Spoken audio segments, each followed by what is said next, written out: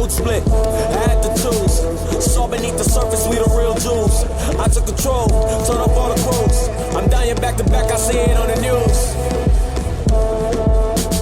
I'm dying back to back, I see it on the news. My alarm clock is ringing, shit, I hit the snooze.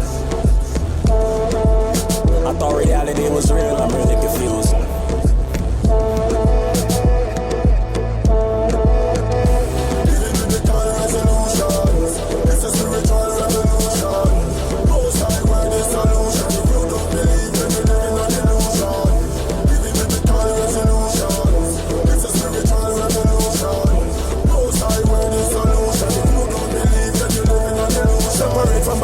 And gather as one. Come out of my people, the battle is won. The gates of enemies have kept us down. Life begins at the end of your comfort zone. When you're fed up of oppression from the enemies, fed up of injustice and the poverty, fed up of Christianity and white supremacy, and every politician will full up a big speech, yeah. Giving biblical resolutions. It's a spiritual revolution. Most high word is solution. If you don't believe, then you're living an illusion. Giving biblical resolutions. It's a spiritual revolution. Most high word is solution. If you don't believe, then you're living an illusion. Roll on my back, no time to relax. Enemies trying to kill me, he tracing my tracks. Run away, I'm a runaway. My hands up, but he won't put the gun away. Sheep among the wolves in the streets, man, I've been afraid. Soul can't rest, cause he hunting for me every day. Body in the streets, lying every day. And blood up on the leaves of the trees, and my body laying hanging down with thorns for a crown. I know you hate me, cause I'm black to the ground. Black God sent me to shut you down. Everything you built, I came to tear down. I know you wanna be, but I've been a god. My people are the real, and you been a fraud. I served a couple years, you took me abroad. Black Messiah coming back and he pulling your card. Giving biblical resolutions. It's a spiritual revolution. Most high word is solution. If you don't believe, then you're living an illusion. Giving biblical resolutions. It's a spiritual revolution. Most high word is solution. If you don't believe, then you're living an illusion.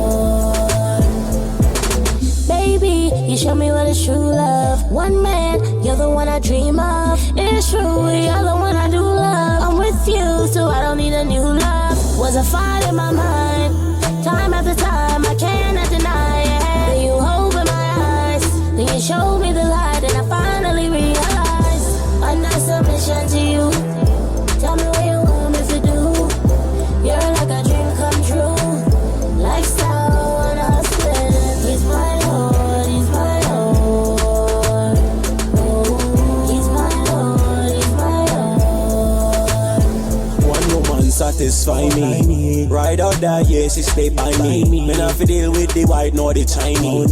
Black woman, that's my wifey. My house, me run that. If a man can't rule, fire burn that.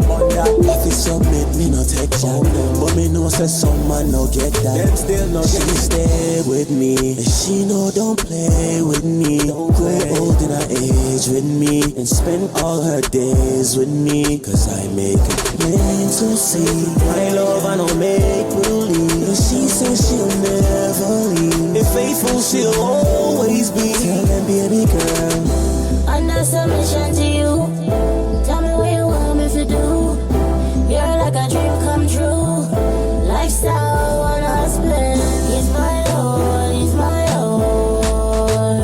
Ooh, he's my Lord, he's my Lord. Listen, man. Like Eve, woman was created to serve men, but the white man said 50-50%. Revelation 12:9 of the scripture show them that same deceiver is the serpent. Section 8, who you think she perceives as her head? With the white image of Jesus he put into her head. When you demand respect like Mr. Birdman, them a look and you're crazy like it's a burden. When this occurs, vexed and pissed at her, left the kids with her when she dissed the program. Things get worse when the children don't have a male figure in the house to whoop and grow them. Half young girls the opposite of virgins, and thugs going to jail until the world ends. Don't make peace or the devil twist up your meds. This one is a brother to sister moment. Under submission to you. Tell me what you want me to do. You're like a dream come true. Lifestyle one husband. He's my Lord, he's my Lord. Yeah man, this is a family matter man. To all of the man them. You understand? According to the scripture, hear this. Saying I love you can't take care of children. You have to provide food and play for them. If the human money nice appearance for them, stop depend on your parents for parent for them. You have to have pity and patient with them. It be a compliment and get straight confidence. It's not complicated if you comprehend that you have to love your wife like you do love yourself. Under submission to you. Tell me what you want me to do. You're like a dream come true. Lifestyle one husband. He's my Lord, he's my Lord. Ooh, he's my Lord, he's my Lord. Baby, you show me what it's true love. Under submission to you. One man, you're the one I dream of. Tell me what you want me to do. Baby, you show me what it's true love. Under submission to you. One man, you're the one I dream of. Tell me what you want me to do. Baby, you show me what it's true love. Under submission to you. One man, you're the one I dream of. Tell me what you want me to do. Baby, you show me what it's true love. Under submission to you. One man, you're the one I dream of. Tell me what you want me to do.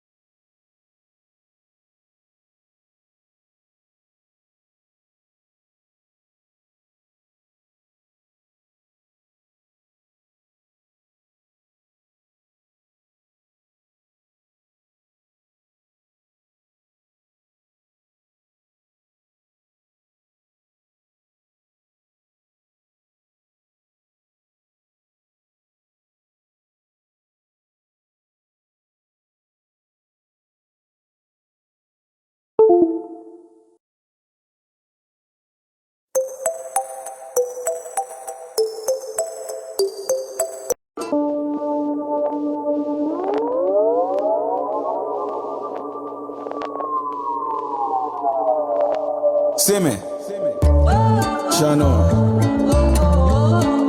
Yeah, Hey, full time for the prophecy over. We don't want nobody blood on my shoulder. Said them cold, most I colder. Take a joke, hey, you don't know God. Take over is to take over. Fresh water, wash your brain sober. Don't wait with weight on your shoulder. Born again before you get older. Full time for the prophecy over. We don't want nobody blood on my shoulder. Said them cold, most I colder. Take a joke, hey, you don't know God. Take over is to take over. Fresh water, wash your brain sober. Don't wait with weight on your shoulder. Born again before you get older. 4-5 deep in the street we be teaching. You better listen up when the prophet is preaching. Somebody getting cut, we exposing their demons. So rock 23:19, we see you creeping. 4-5 deep in the streets we be teaching. Creflo got the sheeps in the church and they sleeping. Tides in your offering your house, I don't need it. The laws is the way to life, but can you keep it? We be the fishes of men and the keepers of my next of kin. Living in sin, now it's time to repent. Jump off the wine of fornication, now you bent. The laws in my mouth, they don't want me to vent. On the highways and byways, you setting up camp. Crying out loud, don't need a mic or amp. The word is going out and it don't need a stamp. It'll never come back till the work is done. Full time for the prophecy over. We don't want nobody blood on my shoulder. Said them cold, most I colder. Take a joke, hey, you don't know God. Take over is to take over. Fresh water, wash your brain sober. Don't wait with weight on your shoulder. Born again before you get older. Full time for the prophecy over. We don't want nobody blood on.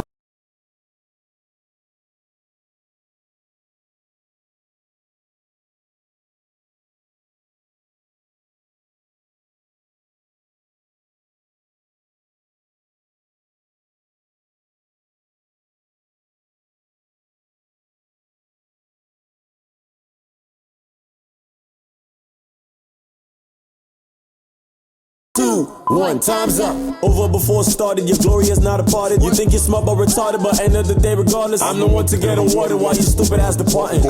Yes, any means necessary. First class while you...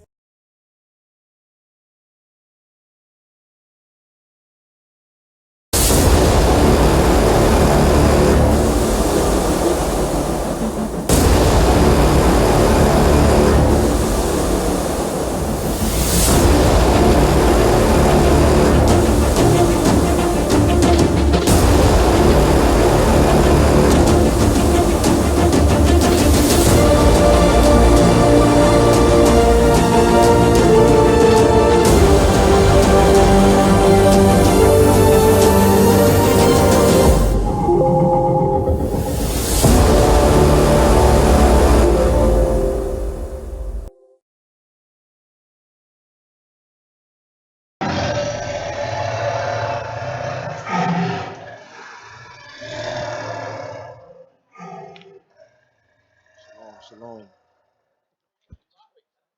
Shalom, Most High in Christ bless. And Christ bless. Happy new moon. Happy new moon. Happy new moon, Israel. It's Sunday, It's 6 Sunday. o'clock. You know what time it is. What happens that Sunday at 6 o'clock?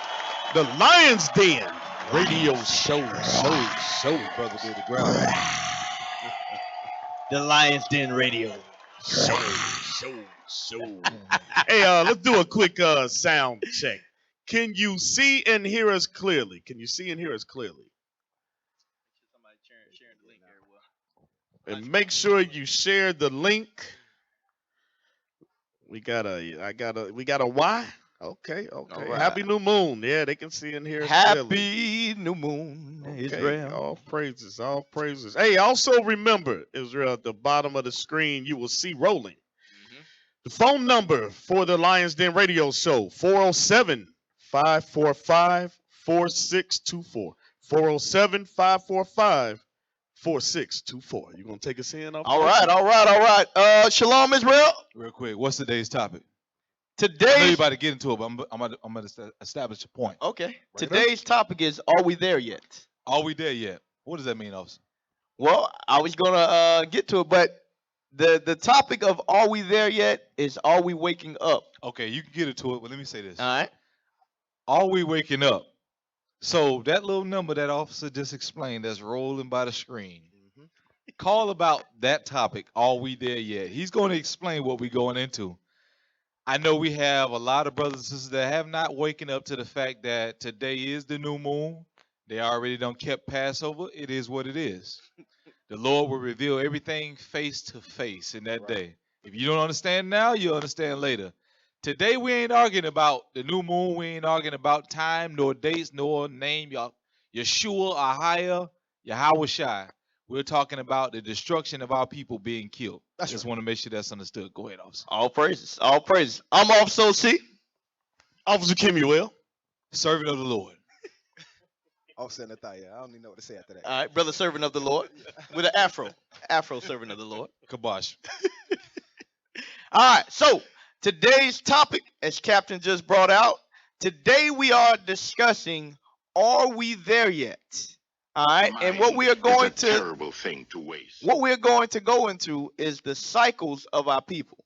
For the last about 6 to 8 years, the Most High has been really oppressing our people, and it has been visual. It has been on the forefront. It's been happening since forever, but with social media, with Twitter, with Instagram, with YouTube, with Vimeo, so on and so forth, these images are really portrayed in our face. And we see everything that happens. So now it should get to a point where our people should see the marching, the protesting, the boycotts, the singing and dancing, the Christian church, the celebrating of our oppressor holidays are not the solution. So what we're asking to our people is, are we there yet? Are we really ready to come out of the doctrines and philosophy of men and come back into this Bible as we were instructed to? Right. That's what we're going to dive into today. Y'all got anything y'all want to add on that to preface it? No, sir. Can't say it no better than that. Well, you were attacking the Christian church there. A little bit of everything. A little bit of everything. The Muslim mosque, our brothers that think they Muslim. Right. We're going to see that we ain't sovereign like some of us think we are here in America. Yes, that's very heavy. Yeah. And So when you talk about we getting sovereignty, it. we are the exact opposite of a sovereign people. The exact opposite. Cap, you had something before we roll this first video? I'm ready to roll right into it. I got a lot to say on it because it all affects us in every different way because it's our people. And we don't like to see our people die. But you know what? I'm going to hold off.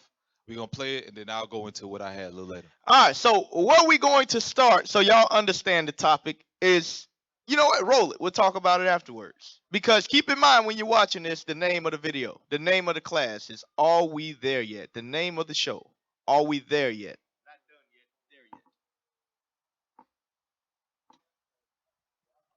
yet. I'm tired of marching. Tired of marching for something that should have been mine at birth. I don't mind saying to you tonight. I don't mind saying to you tonight that I'm tired of the tension surrounding our day. I don't mind saying to you tonight that I'm tired of living every day under the threat of death. I have no martyr complex. I want to live as long as anybody in this building tonight. And sometimes I begin to doubt whether I'm going to make it through. I must confess I'm tired. Play it again. Play it again. I like listening to the king when he uses his beautiful voice in the right manner. I don't like when he talking about little white boys and little black girls. But right here we speaking some truth. Let's play that one more time. Hey, I think this was after that.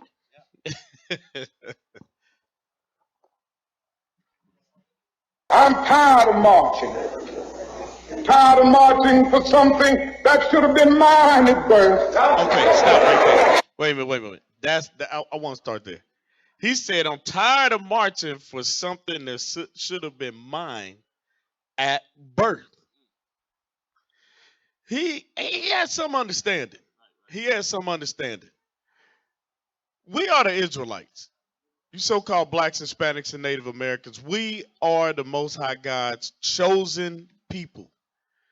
This world belongs to us. Message.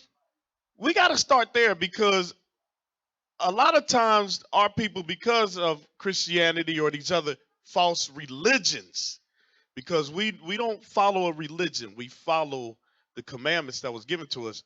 We find ourselves marching, and we're going to get into it, for justice, and we are being ruled by servants. So he clearly understood that this condition we in, something wrong with this. And we're going to get into it. Matter of fact, I want to get what you just said out of the Bible, because people think this Bible is a fairy tale. People think that this Bible don't discuss everything that you see on the news and everything that you see within your communities. What the officer just said was that everything is backwards. These are servants that are ruling over us. These are people that are in place. And you can tell that they're abusing the liberty that they're given to actually rule over people that they were never supposed to be over. Because look how they rule over us. These people they're bird brain. They are simple. And we look at it like, how in the world did we get under them? Like, look at the way they carry themselves. How do we get under such a base people? God said, if you break my commandments, you're going to serve your enemies in the one of all things. But I want to show you the condition of what we're going through today. Let's get Ecclesiastes chapter 10, verse 7. The book of Ecclesiastes, chapter 10, verse 7. Start at verse 6. Verse 6. Folly is set in great dignity, and the rich sit in low place. I have seen servants upon horses. It says, matter of fact, read verse 5. I was looking at that thing. Ecclesiastes 10, verse 5. There is an evil which I have seen under the sun, and an error which proceedeth from the ruler. It says, I have seen the evil that's under the sun as an error that proceeded from the ruler. That the errors that proceeded from the rulers are the people that are set up in these high positions, is that they get away with murder. These officers are getting away with murder. They shoot our brothers down for having a cell phone, whether it be a wallet or having, you name it. There's so many incidents that pass, our brothers did nothing, and they get away with paid leave. They pretty much get a slap on the wrist for taking somebody's life. Right. And there's no justice served behind it. But then you know what we do? We say we put up the old picket signs talking about, am I not a man? Hands up, don't shoot, I can't breathe, wear our jerseys backwards, wear a black wristband, and walk around with a t-shirt with a bag of Skittles and an iced tea on the front of the shirt. This is how we protest. Let me tell you how our forefathers, when they wanted to send out a message, let me tell you what they did. They walked around the city of Jericho 7 times. Mm-hmm. And there was obedience to the order that was given. Not one of them said one single word until the 7th time, and they all gave a shout, and that city came falling down. Right. That's how much we understood that, you know what? We got to listen to what our God tells us to do. We can't get all caught up in our emotions. This is the city that standeth in the way. No matter who is in there, God is trying to deliver us right now. We can't get caught up in emotion. Right now it's about us. And what the problem is today, when we get shot down, we want to forgive the oppressor, want to say, well, he didn't mean it. How many people do he have to kill to show you that he does mean it? Right. That's in him. How many lives that he had to take for us to realize, get the message that they are our enemies, like God prophesied they would be.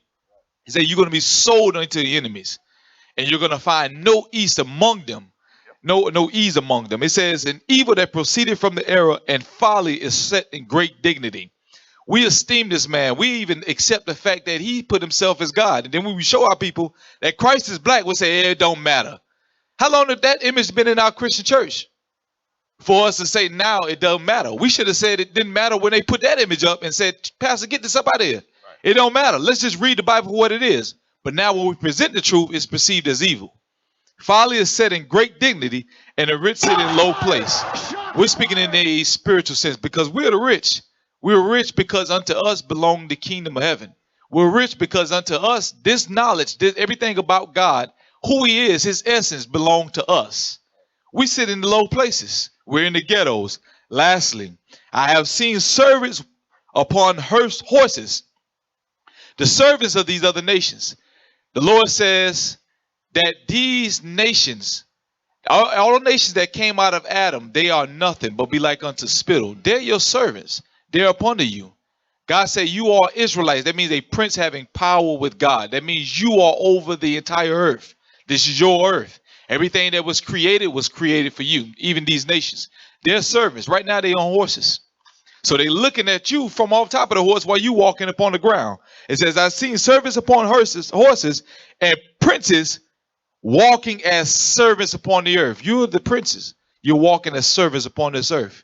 You don't want got to go to their government, try to seek welfare from them, education, a loan. The condition is backwards. And this brother right here that you see, Martin Luther King, he saw it. He saw it at the very end, and they took him out because he seen it. Mm-hmm. We went over that a couple of weeks ago. Yep. They have killed our prophets. Go ahead, officer. You know it's heavy what you just said about how we esteem this man. A lot of our people esteem this man because they went to church today thinking today is Easter. Right. Easter bunny laying eggs. Rabbits laying eggs. And we saw firsthand that you got white Jesus, the black woman, and then the man as a servant in his own home. We saw men, we trying to teach our brothers who they are, teach our brothers the color of Christ, and the black woman, come on, get away from them niggas. You open the door. Right. And I'm gonna tell you, after a while, it's no longer funny. It's no longer a joke. You see that the condition of our people. You see that the black woman hates another black man trying to take her authority out of her house, which is her mouth. There you go. That's absolutely true. That's because they know when they see you present that information, they know what comes with that. Mm-hmm. They see the end coming immediately. Immediately they see it. That's why we got to go. You hit it right on the head. They see it. It's almost like when the white man see us, he sees his end. The black woman, that shows the black woman is in accordance with the white man. Exactly. Yeah, both of them fear this movement to the extreme because both of them gonna lose power when they come into this truth. What Deacon say? Smell of death. Yep, the smell of death. That's a sweet savior to others and death to others. All right. Yeah, go ahead and play that. Yeah, let's keep it rolling. Let's keep it rolling. All right, next video. Pull that next one I had up. So now we're going to get into it. First, I just wanted to show y'all. Are we done yet? That was in the 1960s. That was in the 1960s. If you haven't heard, it is 2018. Martin Luther King said he was tired of marching in the 60s. Wow. Right. Right. He said, I'm tired. And he was serious about it. Yeah, he was serious. Yeah. That's easy. Yeah. That's the easy way So out. let's see. Have our leaders, have we learned from our forefathers? Did we learn from the words of Martin Luther King that he was tired of marching? Let's see. All right. So now we're going to go through what we just said. We're going to back it up with facts. We're going to show you what we just said. We're going to show you the enemy being the enemy. Like you said, how many times does he have to prove that I do hate you, that this was not an accident, even though they said it? We're going to pull that too. People get shot accidentally somehow. Wow. We're going to pull all of it. All right. You got the video? The second one, 22 years of unarmed black men killed by police. All right, press play. Let's get it. As the verdict approaches for Darren Wilson, the Ferguson, Missouri police officer who shot and killed 18-year-old Michael Brown, the city continues to protest what they argue to be an unfair, trigger-happy police force and a war zone reaction to civilian protests. Unfortunately, this is far from the first time we've heard this story in America. Los Angeles, 1991. Oh. Rodney King. Now, we're going back to 91. And this ain't the first time, but in this video, they're going to go 22 years. And they're going to hit some of the high points throughout this movement. Of course, they missed some, and we're going to try to go back and find some. But I hope those that don't understand what this truth is about, those that may be listening for the first time, you may have just clicked on the link. The so-called Black, Hispanic, and Native American men, we are the Israelites according to the Bible. And what we are showing you, our oppression is documented in the scripture. No longer do you have to wonder, why are we being shot dead? Why do we not get justice? Why is there no peace in our neighborhoods? It's because we have broken God's law, statutes, and commandments. And what we're showing you are real life examples of the curses being placed on us. So understand that while you're watching this video. All right? Press play. Oh, you had something else? Go ahead. Yeah, I want them to keep looking at that. Where is that about Christ's face was marred? I want y'all to look right there. Yeah, I was looking for it. I want y'all to take a good look at Rodney King's face, because this is something that you may not even been born there. You may not have been born in the 90s, or you may have just been born in the early 90s for some of our younger listeners, but yet we've seen this face before. We've seen this face with Emmett Till. We've seen this face recently, right? You got that scripture? The book of Isaiah, chapter 52, verse 14. As many were astonished at thee, his visage was so marred more than any man. His what? His visage was so marred more than any man. And his form more than the sons of men. So now, what the scripture we just read is speaking about Christ. Now we're looking at one of our brethren, right? But a lot of times we got to put the puzzle pieces together for our people, right? So I want you to go to Hebrews 2 right quick. Make this quick, because we got a lot of content. Where we at also? Hebrews 2, 16 to 17. The book of Hebrews, chapter 2, verse 16. For verily he took not on him the nature of angels, but he took on him the seed of Abraham. Wherefore, in all things it behooved him to be made like unto his brethren, that he might be a merciful and faithful high priest in things pertaining to God, to make reconciliation for the sins of the people. He took on the same form that we did. He went through the same things that we did and continue to go through. Right. If you think that Christ is anything other than a black man, you are not reading the Bible. Christ suffered for one nation, and that is the nation of Israel. That's right. That's right. That's true. All right. Message. Press play. A 25-year-old black man refuses to pull over after he's flagged for speeding. After a high-speed chase, 4 police officers surround him and severely beat him. Security footage sparks mass public outrage. Now, Rodney King was actually in a high-speed chase, and he was beaten pretty bad. Now, what is that letting you know? That things are now getting worse than they were in the early 90s. Yep. Now, the second you get out the car, you don't even get a chance to get beat. You get shot immediately. Right. That's showing you we're going backwards. We're not getting better. Right. Yeah. Press play. Despite that, all 4 officers are acquitted of excessive force charges, and residents riot in South Central LA, causing millions of dollars in damage, thousands of injuries, and 53 deaths. New York, 2006. Sean Bell is drunk at his bachelor party. After an altercation outside a nightclub is misinterpreted by police, Bell and 2 friends are shot 50 times. Killing Bell. Pause. Sean Bell shot 50 times. I don't know what type of superhero they think they were shooting at, but Black Panther wasn't made yet. Nah, not at that time. Not yet. Sean Bell didn't have a vibranium suit. Who needs 50 shots into their body? Right. Keep playing. Wait, hold on.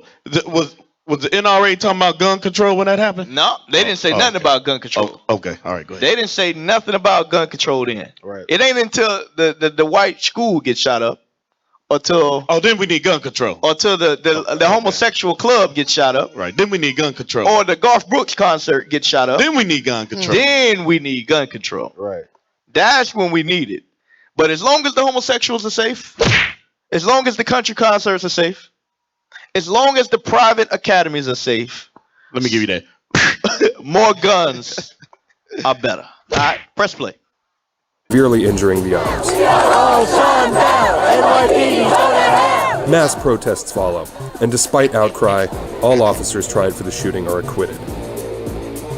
San Francisco, 2009. Oscar Grant is involved in a drunk scuffle on a BART train late on New Year's night. Police respond and detain Grant and several friends. An unarmed Grant resists his subduer, despite being kept prone. An officer on the scene shoots him in the back, in front of dozens of witnesses, some of whom are videotaping the incident. Grant dies in the hospital a few hours later. The community immediately galvanizes to demonstrate against the police's conduct. The officer serves 2 years in prison and is now out on parole. The events inspire the 2013 film Fruitvale Station.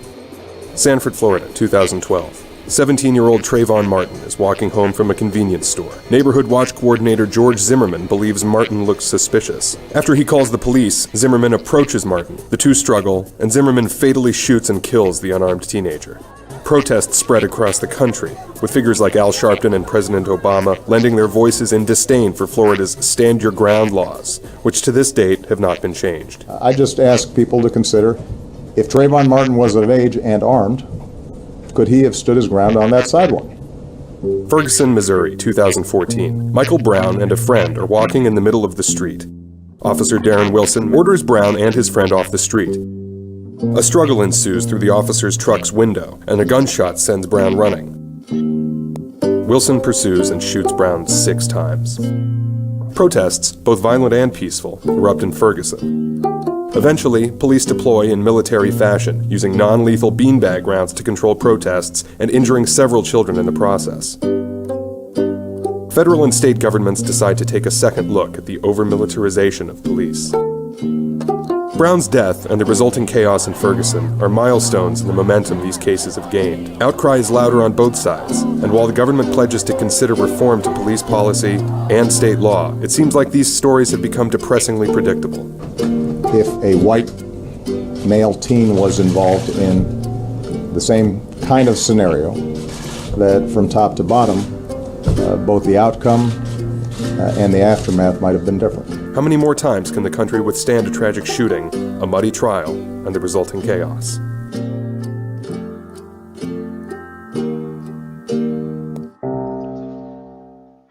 All right.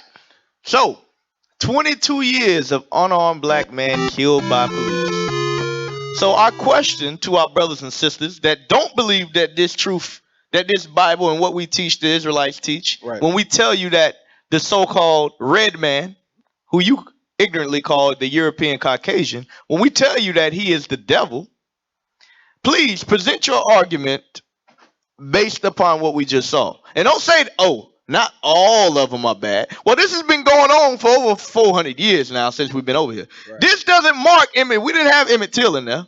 We didn't have the over 100 million of our brothers and sisters that was stolen, killed. We don't have the over 50 million that they're still at the bottom of the ocean today.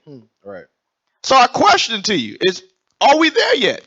When are you going to mentally register in your mind that you are not going to change his mind? You are not going to take him to court and vote him out of his mindset. Right. It's not going to happen. Right. Each and every last one of them cases, not guilty, acquitted, administrative leave. That's called a vacation. Pat on the back. Good job, young man. Welcome to the club. You are now an official police officer. Wow. I want to say something about that. Go to Psalms 94. So the title of today's topic is, are we there yet? Are we there yet? Meaning, are we done with whatever we're going through? Is the situation going to have some type of solution to it? Is it going to have some type of closure? Like, are we going to get the justice that we've been preaching and asking about for so long and marching about? Are we going to get that? Are we going to finally break through and be at peace? Real quick, give me this Psalms 94 verse 9. Bring it out. The book of Psalms, chapter 94, verse 9. He that planteth the ear shall hear, shall he not hear? He that formed the eye, shall he not see? So the question is, does God see everything that's going on? That's what this is where a lot of people start to distrust in the Lord, because they look at, well, ain't no God saving me out of the sky. Right. It's people that stood up what slipped my name. We just would discuss these brothers. Fred Hampton or Huey P. Newton. It's people like that stood up. Right. But guess what? They're gone. We got to stop trusting the man. These men they came up for a time just like any other man, but Here it is. We have a power that's against us. It's a God that's actually allowing these things to happen. Right. These are men. You put your trust in men, you're back to where you started from. These men are taken out. We have to return to God. This man was blessed with the sword. This is his job. He was blessed with the killing sword. You cannot fight against this man. Right. We cannot have men to stand up and fight against him. God set him up in that position. It says, he that planteth the ear, shall he not hear? And he that formed the eye, shall he not see? Because the question is, does God see all this stuff? Of course he sees it. If you see it, he sees it. Because he made your eyes to see it, best believe he's looking down and he sees it. But here's the thing. Give me the book of Exodus chapter 3, verse 7. So it's not that he doesn't see it, that he does not lend to ear to your cries. He hears it. But here's the thing. Get to Exodus chapter 3, verse 7. The book of Exodus chapter 3 verse 7. And the Lord said, I have surely seen the affliction of my people. It says when we were in Egypt, being afflicted, being persecuted, being killed by the Egyptians, because they was killing us there. It says, when I have seen the affliction of my people, which are in Egypt, read on. And have heard their cry by reason of their taskmasters. And I heard their cry by the reasons of their taskmasters. Read on. For I know their sorrows. For what? For I know their sorrows. Go from that to the book of Hosea chapter 5 verse 15. The Lord see everything that's going on. He hear all of our sorrows and all of our cries. But guess what? He ain't answering us until we answer him. Until we call upon him and seek his face 10 times more. We got a caller. Welcome to the Lionz Den radio show. We're going to answer you just in a few minutes. Let's read this verse real quick. The book of Hosea chapter 5 verse 15. Read that. I will go and return to my place. This is what happened to us. The Lord went and returned to his place. He stopped dealing with us. He stopped being near to us. He stopped being our protector. He went into his place and read on. Till they acknowledge their offense. He ain't listening to our prayers until we acknowledge our offense against him. Read on. And seek my face. How do you seek his face? You seek ye out of the book of the Lord and read. Read on. In their affliction, they will seek me early. And in our affliction, we are supposed to seek him early. So this is the reason why we're getting afflicted. He's knocking on the door. He's telling you, wake up. When you going to realize that it's me that's doing it? We got to stop blaming the belt. Right. And look at the person that actually punishing us for our transgressions against him. He said he went and he returned to his place until we acknowledge his face. All right, caller, you're live on the Lionz Den radio show. You have any question or comment concerning the topic? Caller still up? Shalom, caller. Hello? All right. You can call in at 407-545-4624. All right, finish that off in 61. This is supposed to be our response. The book of Hosea chapter 6 verse 1. Come and let us return unto the Lord. After we see all of these afflictions, when you read the book of Job chapter 36 verse 15, I was going to read it, but it says in the oppression he opened their ears. It says, all right, caller, you live on the Lionz Den radio show. What's your question or comment concerning the topic?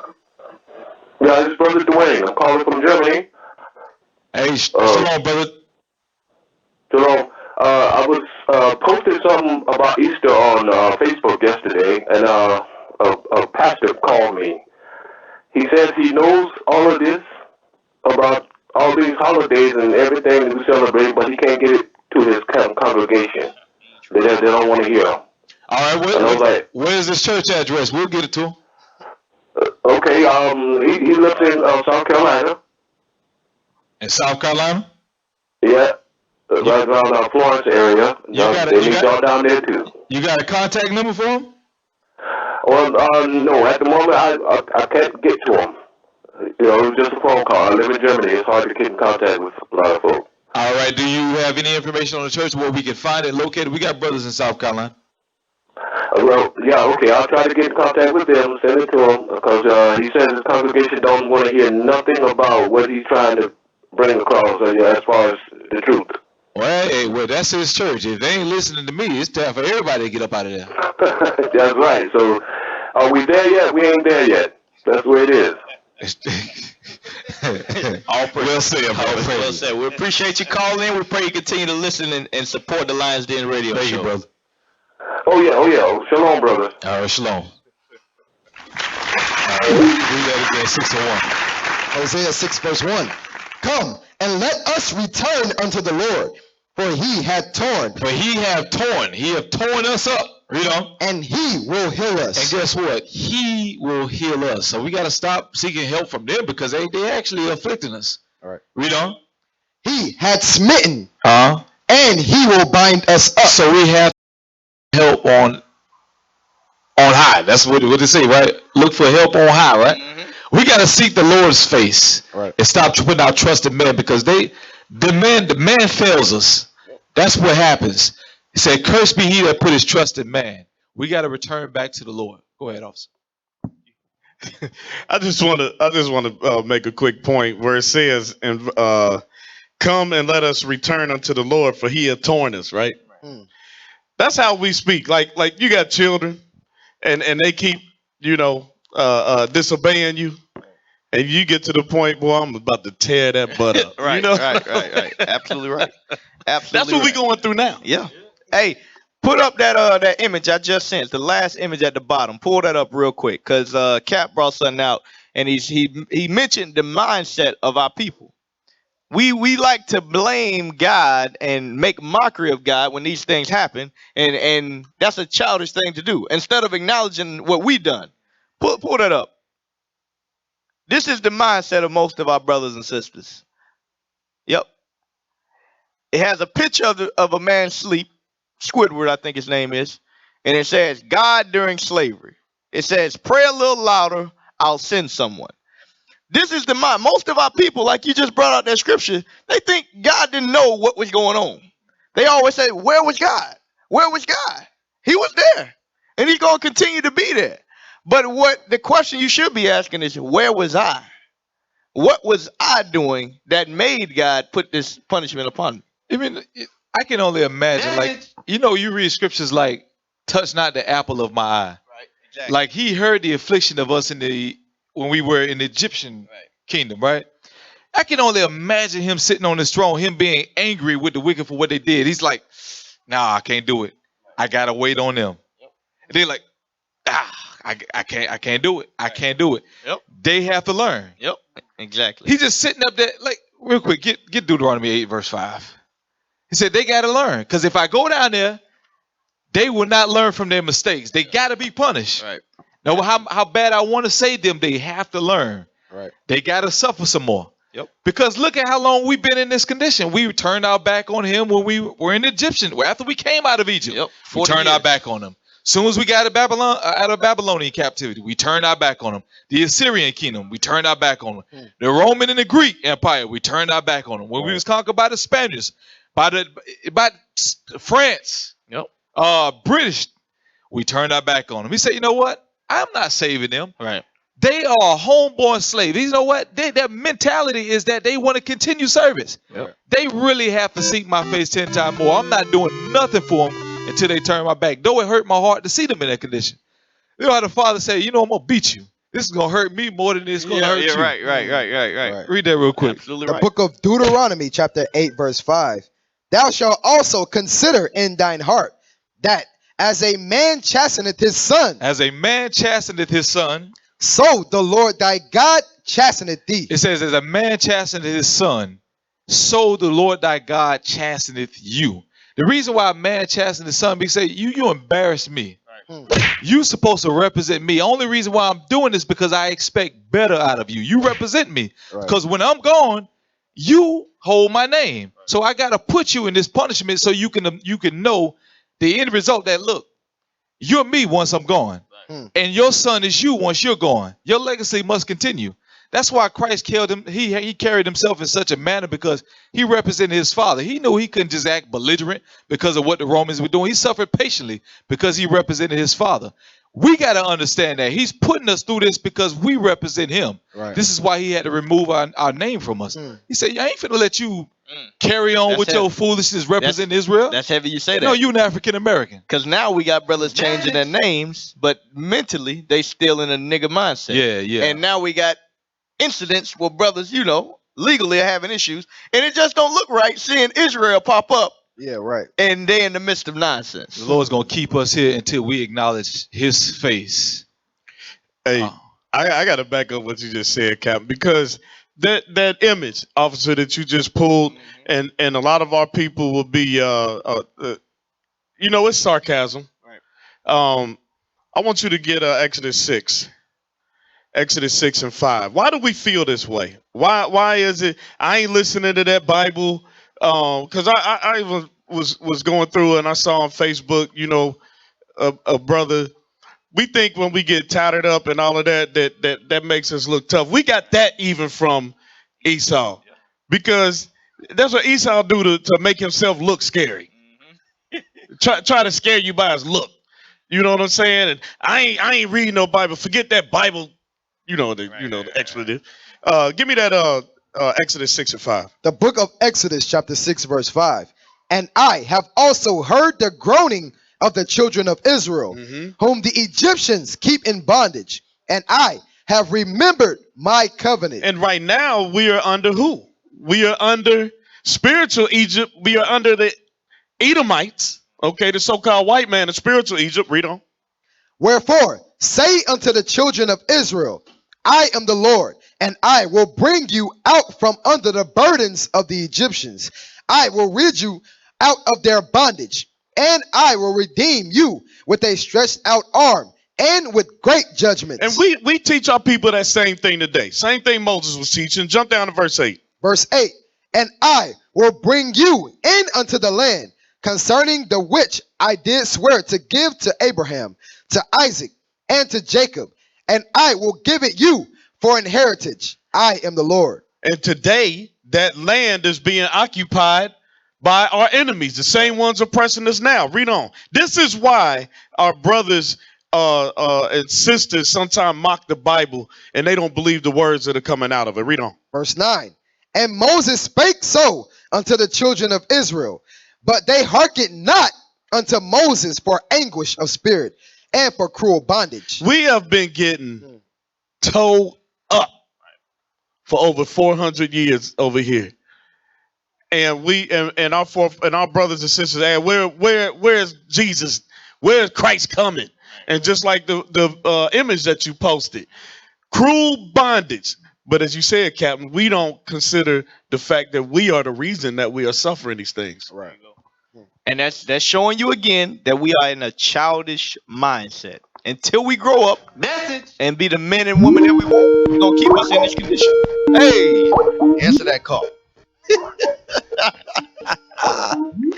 Shalom, caller. You're now tuned into the Lion's Den radio show. What's your name, where you're calling from, and what's your question or comment? Caller, are you there? Shalom. All right. So, pull up that next. You got that article up? Scroll down for me. We're going to click on a few of these videos. All right. It says, scroll up just a bit so I can get the title. It says, the raw videos that have sparked outrage over police treatment of blacks. So, like I mentioned earlier, this treatment has been going on since the 90s. Rodney King wasn't the only person that got Rodney King'd. I can guarantee you. He was just one of the few instances where it was on video.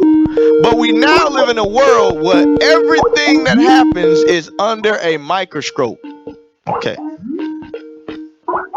We're still answered. All right, Shalom caller. You're now tuned into the Lion's Den radio show. What's your name, question, or comment? My name is Susan. I'm calling from Canada. Okay, Shalom. Hi, Shalom. I just about the Stefan, I think his name Clark. I think Sacramento. Yes. Yeah, I had a question. You guys were just talking about the reasons why these things are happening. Right. I heard and I saw some Twitter feed. I don't know if it's true. They're saying that some of it's fake. I don't know. But he was talking badly about black women, and his girlfriend was Asian. Could that be an example of a reason why these things are happening? You said, all right, so let me make sure I hear you correctly. Did you say him being involved in a relationship with an Asian woman? Did that have something to do with his treatment? Yes, and the fact that he was speaking terribly about black women. Ah, okay. He was saying things like the only thing black that he wants is an Xbox and stuff like that. Okay. And that even his own children he's claiming are not black. Okay. Even though, of course, they would be because he is, but Gotcha. and his girlfriend was Asian. All right. So we're gonna go to the law for you real quick, since that's a great question to have. That's a great question. Ultimately, we don't wish harm on any of our brothers and sisters. But what we want our people to understand is that sin alone is the reason why these things happen to us. So, like we always state, when these things happen to brothers and sisters, don't think that this is the angel in the sky. Like you always say, what they say, the good die young. Yeah. And he was in the midst of drug dealing and being a whoremonger, so on and so forth. That's so a Billy Joel song, bro. it's heavy that you said he was in a relationship with an Asian. Let's see what the Bible says about that. You got that? The book of Deuteronomy, chapter 7, verse 3. So listen good, sis. According to the Bible, the 12 tribes of Israel are the black, Hispanics, and Native Americans. Those that are scattered throughout North, Central, and South America, and throughout the whole world that correlate with these scriptures. The Asians don't happen to be one of those 12 tribes. Right. So, read that. Oh. The book of Deuteronomy 7, verse 3. Neither shalt thou make marriages with them. Neither shalt thou what? Neither shalt thou make marriages with them. That's talking about an Israelite man, Stephon Clark, having relations with another nation, like the Asians, like you mentioned. It says, neither shalt thou. So that's against God's laws. Keep reading. Thy daughter shalt thou not give unto his son. Read. Nor his daughter shalt thou take unto thy son. For they will turn away thy son from following me, that they may serve other gods. So will the anger of the Lord be kindled against you. That's the part, sis. It says, so shall what? So shall the anger of the Lord be kindled against you. So, if that isn't indeed true, sis, that he was dealing with somebody outside of the nation of Israel, you can absolutely, without a shadow of a doubt, believe that the Most High God was very angry and upset with that. And ultimately, that could have been the reason why that young man was put to death. So you are right in that mindset, sis. Oh. Okay, wow. Thank you. That's really serious and pretty heavy. Okay. Yeah, I want to say Thank you so much. Hold on, sis. I want to say something on that too. Yes. There's so many laws that you read about in this Bible. Now that's just one particular law that we know. If you, like you said, he was dating the Asian or whatever. But the thing is that we as men, we don't know why God judged him. We don't know. We don't know why the Lord seen or deemed it fit for his spirit to leave this earth. Because Sabbath day, if he wasn't keeping the Sabbath day, he was punishable for, if he wasn't keeping that, that's a law that's punishable unto death if you don't repent. Eating shrimp, crab, and lobster, these things are punishable. Man shaving his beard, all of these things are law. So you're accountable for all of these laws. So which one God judged him for? It could have been the one that he heard somebody tell him, and then he refused to do that. And maybe he didn't know dating the Chinese was wrong. Maybe he have heard it sometime down his line. Maybe he have heard pork was wrong, and then he continued eating. The reason why the Lord take him out is because of sin, no doubt about it. That's what the officer just explained to you. But we have no idea what the Lord done or what he has done for the Lord to take him off from the earth. All we know is that it's an example for us to learn from. We have to give me that real quick in the book of Proverbs. Proverbs. Sis, are you in the truth, or do you know who you are? Do you follow God's commandments? Do you? Yes, I do. I'm from Tabba Benjamin. Okay. All praises, sis. Thank you. I want to show you something real quick. Proverbs 24, verse 30. The book of Proverbs, chapter 24, verse 30. I went by the field of the slothful. This is just an example, right? It says, I went by the field of a slothful, man that was lazy. Read on. And by the vineyard of the man void of understanding. And I went and I passed by a man's vineyard, and he was void of understanding. Read on. And lo, it was all grown over with thorns, and nettles had covered the face thereof, and the stone wall thereof was broken down. It says that when I passed by this field or this vineyard, he said everything was grown out of place. Nothing was tilled. Nothing was cropped. The stone wall that was supposed to protect it from other weeds growing into the vineyard, there was nothing there. There was nothing to protect the garden from the overgrown the hedge. It was just uncontrollable. It was untamed, right? So Mm-hmm. 32. Verse 32. Then I saw and considered it well. I looked upon it and received instruction. He says, when I looked at it and I seen how it was overgrown, untilled, and uncultured, he said, I looked at it and I received instructions. I'm not gonna let my field or my vineyard get that way. I'm gonna learn from his example. That's what the Lord is trying to show a lot of us. The Lord takes certain people out of here because he wants us to learn from these situations. A lot of times because of that person was in sin, but on the contrary, it's for that person that's looking at it to learn from it. Maybe it's for his brother that's walking around here yelling, talking about say his name. That ain't a solution. Maybe he was supposed to learn from that. And that's what we got to tell our people. We ain't get through this thing by acting like a fool. Like we got to be civilized and understand that God's hand is against us, and we got to repent. That's what we supposed to be learning from this situation. It's a tragic what happened to the brothers, the brother's brother. But again, we have to acknowledge our offense. We ain't praising or applauding nobody's death because we understand that it affects all of us. We were separated during the time of slavery. That could have been my cousin that was killed. I don't know because I never knew because we were separated. When we got off the boat, they didn't separate us by families. That could have been my brother or my cousin down the line that's been killed. I don't know. But we are supposed to learn from it because it's happening to our nation. That's what we got to understand. Yes, thank you for that. All praise. All praise, sisters. All Appreciate praises. you watching Thank and you. supporting. All right, so let's get back Of to course, this. always. All right, all praises. So it says the raw videos that have sparked outrage over police treatment of blacks. So, like I was mentioning earlier, with the advent of technology, now we are able to see exactly our enemies for who they are. There's no private interpretation of what's going on time and time and time and time and time again. So we're gonna watch a few of these, and like Cap said, we're going to show you exactly who he is, who this man is. All right. So read that first part of. Okay. On the title?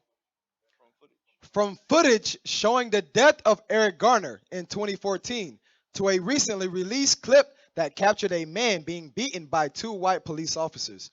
Raw video has thoroughly shaken American policing.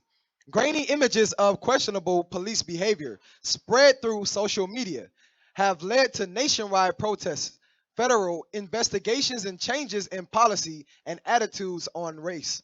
A lot of white people are truly shocked by what these videos depict. Pause. It's amazing because the white man does not realize that he is the devil.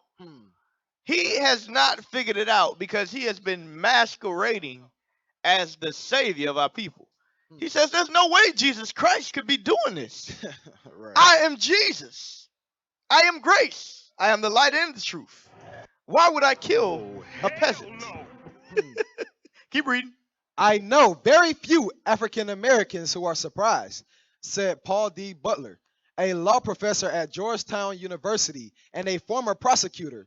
The videos are smoking gun evidence, he added, both literally because they are very graphic, which generates outrage, and figuratively because people believe their own eyes. All right, so now let's watch a few of these. This is Danny Ray Thomas in 2018. Click the video.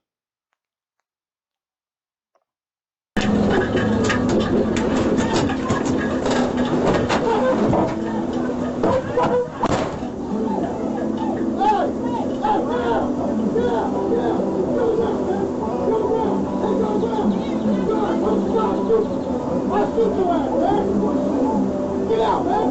Get down the ground! Get on the ground! Get on the ground! Take it down! Get on the ground!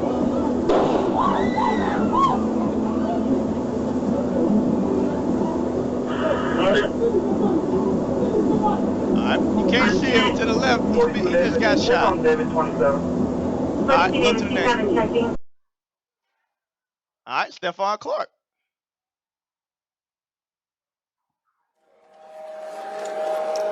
Show me your hands! Gun! Sacramento police released video of the shooting death of Stephen Clark. Go back. The man is on the ground. Cap just brought it out. He's on the ground and you still see the bullets flying out. Let's see. Press play again.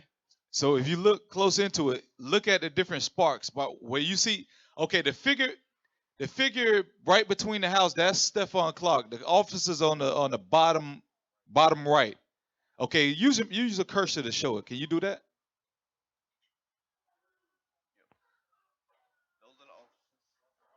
But they can't see that on the screen, right? Okay. The cursor that's going across the screen, these are the officers. Show it again. These are the officers, and this is Stefan Clark right here. Watch the sparks. As they fired first because they said they didn't know whether or not he had a gun. That should have been the initial warning shot. He didn't fire back, so why they kept shooting, I have no idea. But watch when they fired the first shot. As soon as he fired, Stefan Clark, he proceeded with whatever he knew what was coming next. Light on the ground, hands behind your back. That's what he started to do, and look what they started doing. Watch the video closely. Sacramento police Getting on the released ground. video See the sparks? Still shooting. of the shooting death Still of Stephen Clark, who was shot by police in his backyard. Show me your hands! See your hands! He was unarmed. Here's what police body camera and helicopter footage shows. And We got a the lot brother of- died. They handcuffed him. Yep. You know what? And we got to pull up. Somebody find Dylan Roof, how he was arrested, and find how the other man was arrested. Who's this? All right, 11-year-old girl. It says a police body camera video shows an 11-year-old girl being held at gunpoint, then handcuffed. Go down to the next one. I want to see that one. Yep, play that one. He's on his phone now.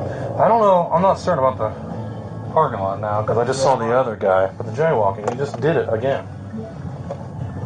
And again! He's not learning. Because you don't agree.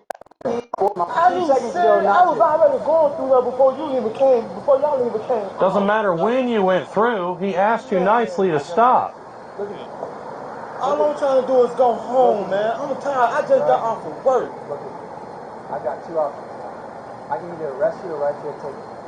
It doesn't matter, man. Do what you got to do besides keep harassing me, man. I'm not harassing. Yes, you are. That's all in your mind, man. Mind his business. Arrest orders to use the crosswalk. Why is that You're so right. hard? It's not, sir. It's not. I'm sorry. I'm so sorry. Fast forward a little bit. Look at me. Drop it behind your back, behind your back. Okay. I just told you. Sir, look. Sir, don't do that. No. Motherfucker. 43 on foot. White male. A black male. White tank top. Thinks it's funny. You know what's funny? You're going to get up hardcore. Get on the ground. Get on the ground, Rush. Put your hands behind your back. Okay. Put your hands behind your back. Put your hands behind your back. Put it behind your back. They got 2 Stop, men on him. Stop. Put it behind your back. Rush, put your hands behind your back. You watch it, you keep pushing it, it gets worse and worse. Go to the next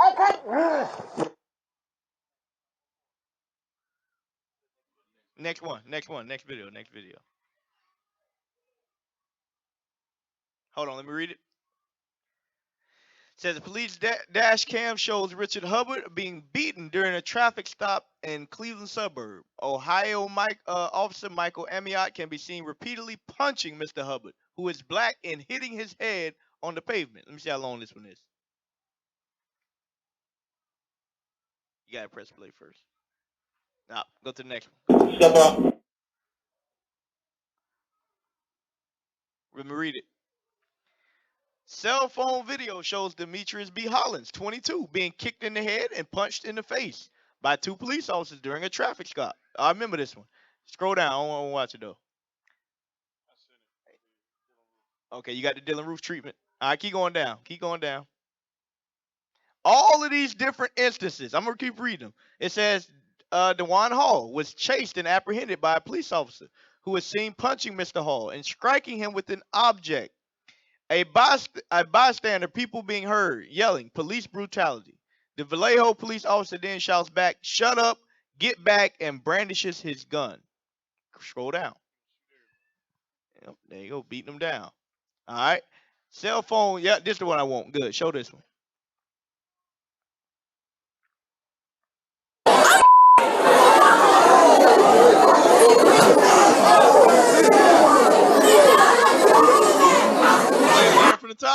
This is your friendly neighborhood white man. This is a teenage girl. Look how you treat our sisters. For you sisters that love the white man and that pull away when the prophets are trying to get your husband to repent. Yeah, press play.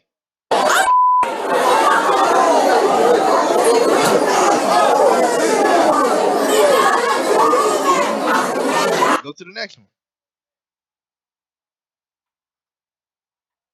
Jacqueline Craig. It says Jacqueline Craig and her daughters, ages 15 and 19, were arrested after reporting to police that a neighbor had choked her 7-year-old son for littering. Body cam video shows the responder, Officer William Martin, asking the mother, "Why don't you teach your son not to litter?" Later, he aims a taser toward the family and then handcuffs the woman. Mr. Martin received a 10-day suspension for excessive force. Scroll down. He was out of vacation time. Yep. Keep going down. I want to see it. Charles Kinsey. I want to see this one. Scroll down. Hands up, don't shoot. Press play.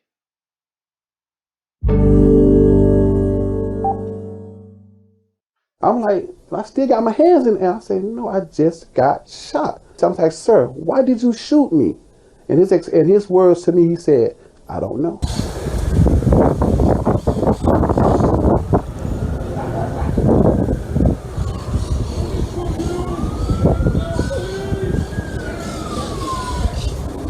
I was really more worried about him than myself, because I'm looking at, as long as I got my hands up, they're not going to shoot me. This is what I'm thinking. They're not going to shoot me. Wow, was I wrong? He's like, please don't shoot me. But why they shot the black boy and not the fat boy? You know, because they were the blacks, you know.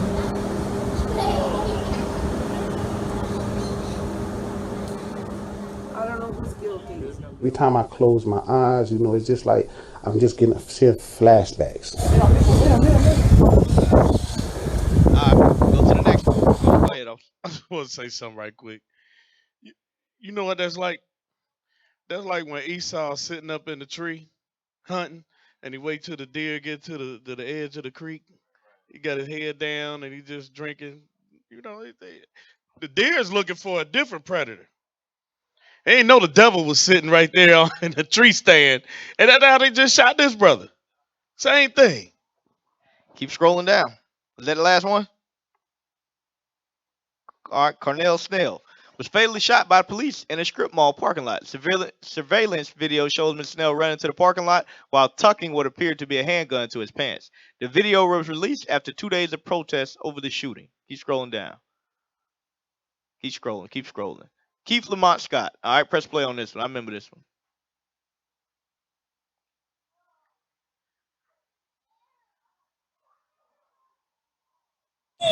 Don't shoot him. Don't shoot him. He has no weapon. He has no weapon. Made known he does not have a weapon. Don't shoot him. Don't shoot him. He didn't do anything. He doesn't have a gun. He has a TBI. He's not going to do anything to you guys. He just took his medicine. Keith, don't let them break the windows. Come on out the car. Keith, don't do it. Keith, get out the car. Keith, don't you do it. Don't you do it. Keith, don't you do it. Did you shoot him? Did you shoot him? Did you shoot him? He better not be fucking dead. He better not be fucking dead. I know it's fucking not. Go to the next video. So, notice. All right, Terrence Crusher. And you know, go get off this article, because some of these I got the actual videos. But as you see, we can keep pulling videos the whole show if we wanted to. I got a question. Where the good cops? Where the good white cops? I'll show you one. He said they shocked about seeing what happened, right?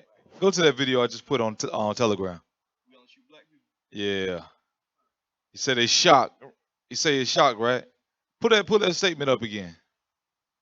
That article you just pulled down, or that statement that was just on there. Yeah, go back up to that article you just took down with all them videos.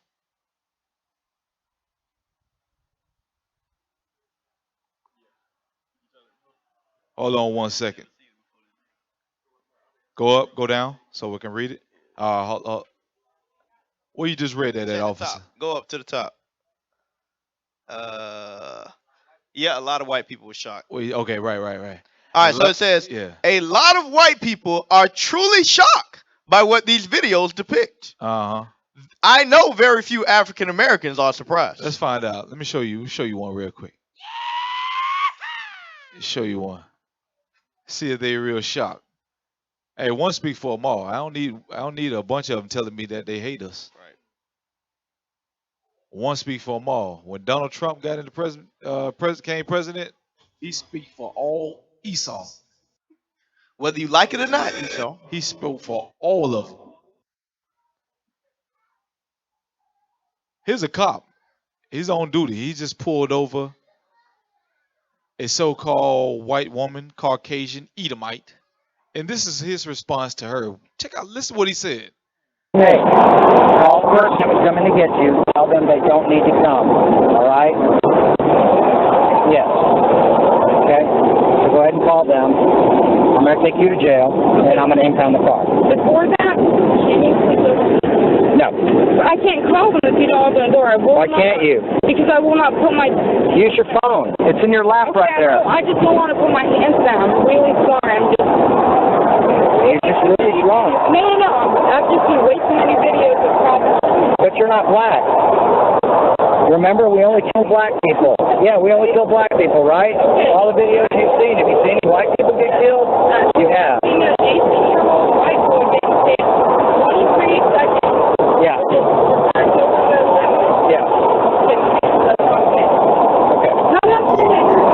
In case y'all didn't hear what he said, the woman's like, no, I don't want to reach down for nothing because I'm afraid for my life. He said, don't worry, you're not black. We only shoot black people. Wow. He said, remember. Yeah, remember. Like there's a class that they all go to. It is a class. We only shoot It's black called people. birth. The class that they go to is called birth. Let's get that. Let's go to Psalms 64.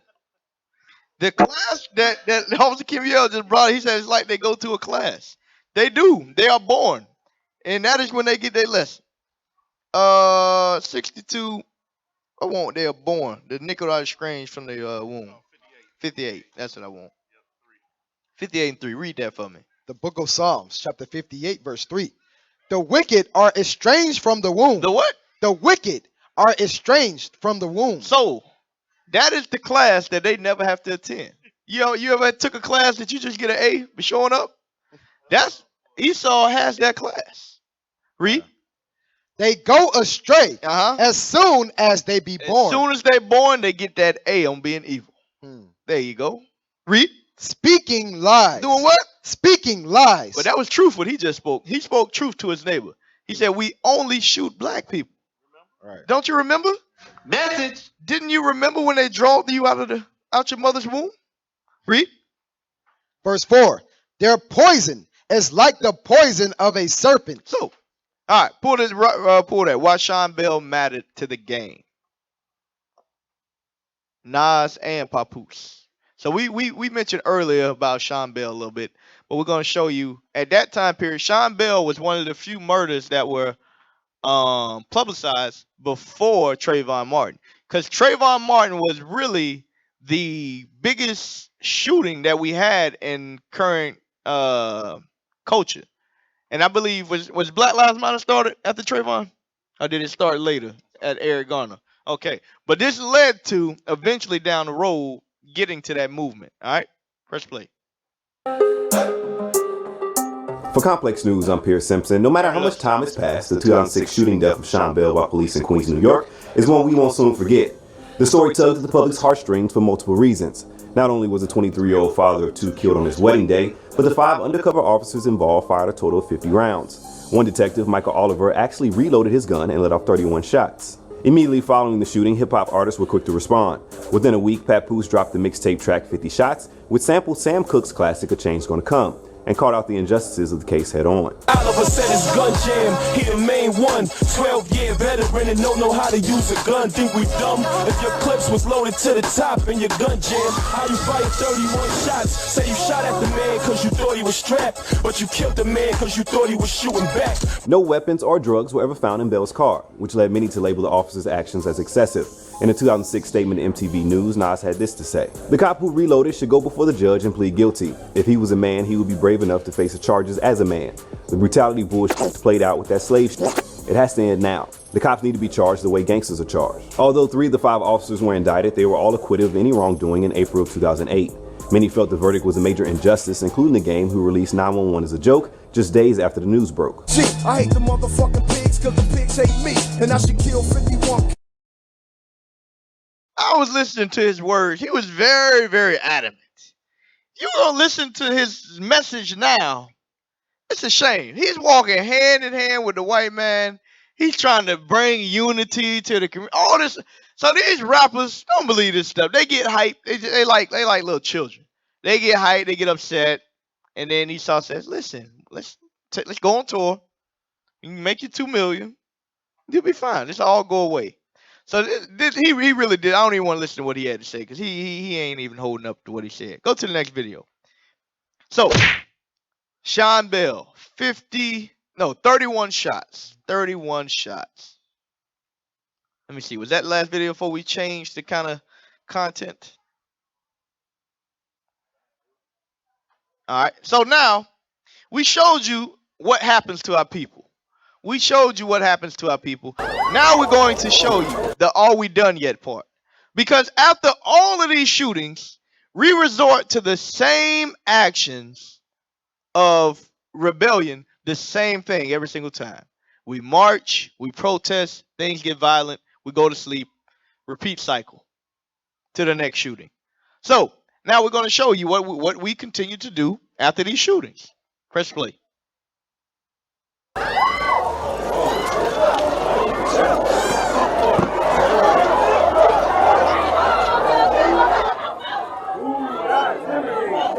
Pause.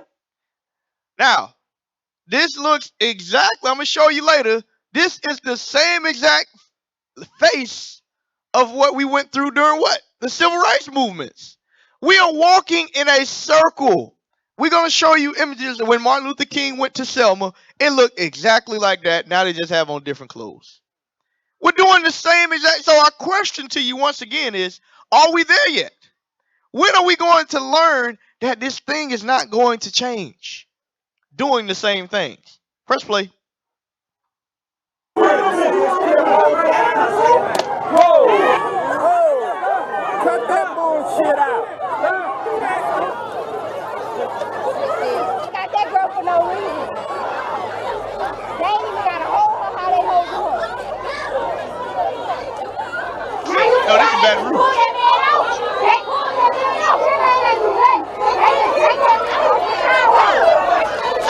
All right, go to the next video. So this is in Baton Rouge. What was the young man name that had died? Alton Sterling. Was it Alton Sterling? I think it was Alton Sterling. Was that right? Yeah, that's his name. Alton Sterling. All right, so now this is in Ferguson. Let's see. Does it look any different? Because all these things look so alike. I forget which protest it was. All right, play this one.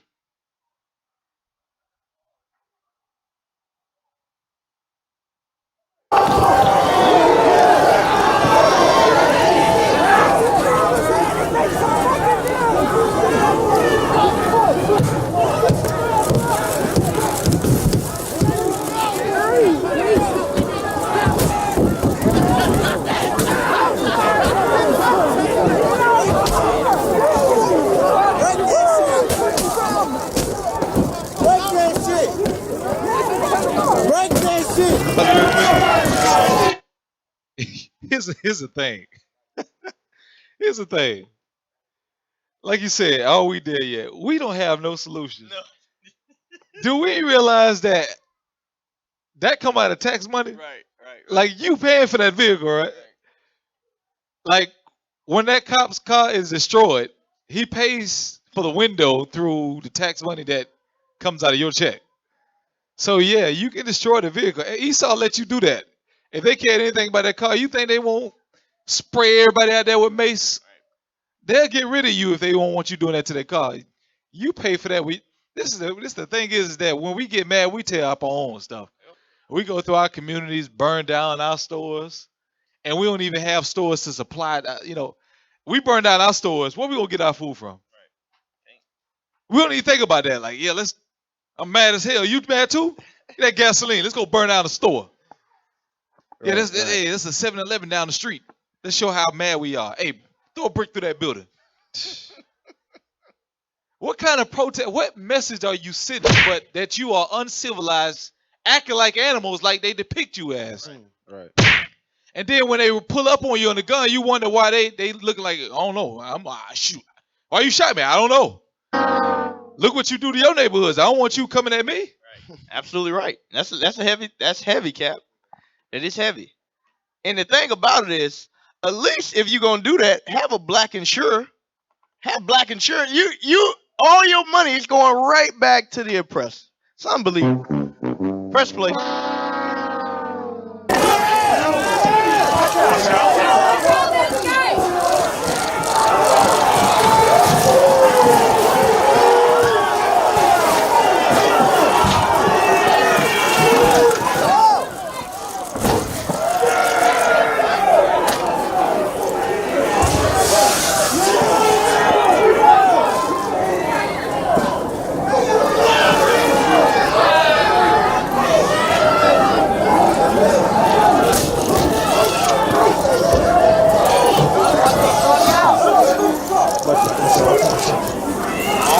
Go to the next. Hey, you know the thing is, the one of them we cut on that car. He said, "You know what? I gotta go to the hospital tonight, man."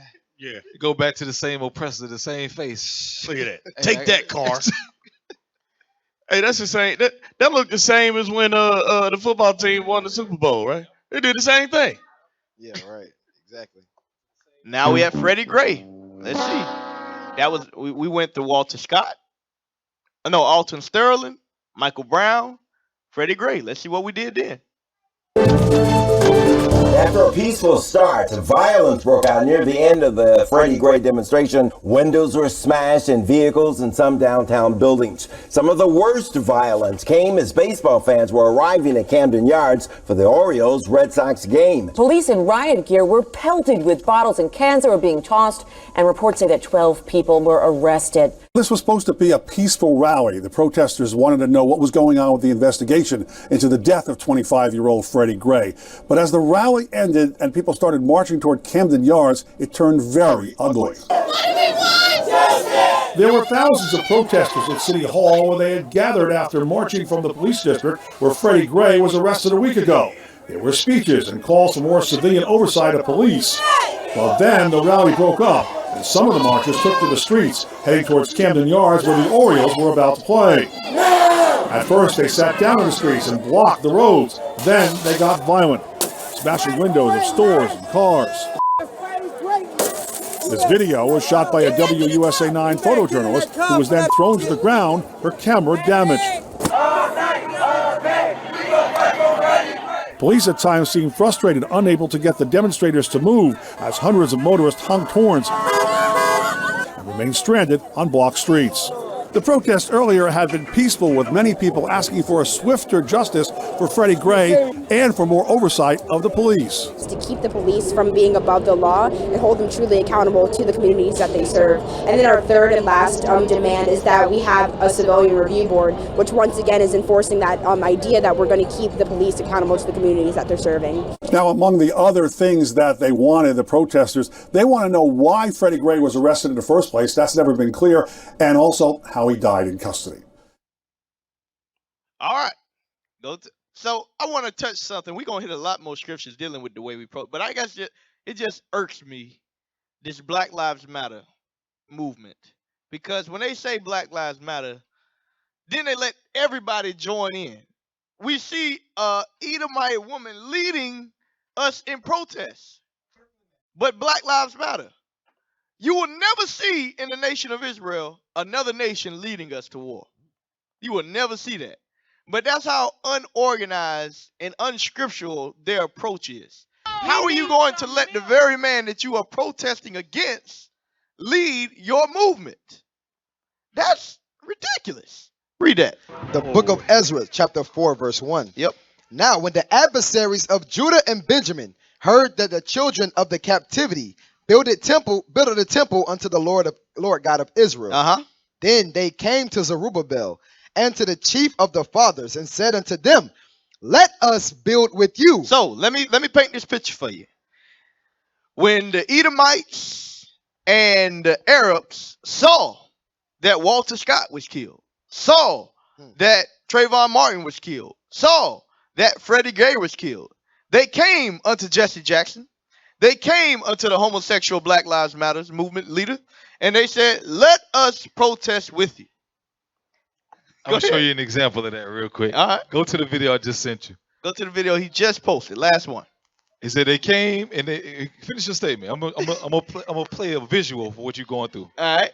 Go ahead. So, and they came up to him and they said, let us protest with you. Right. Now, what we should say is no. And that's the example that our forefathers set for us. Right. But what do?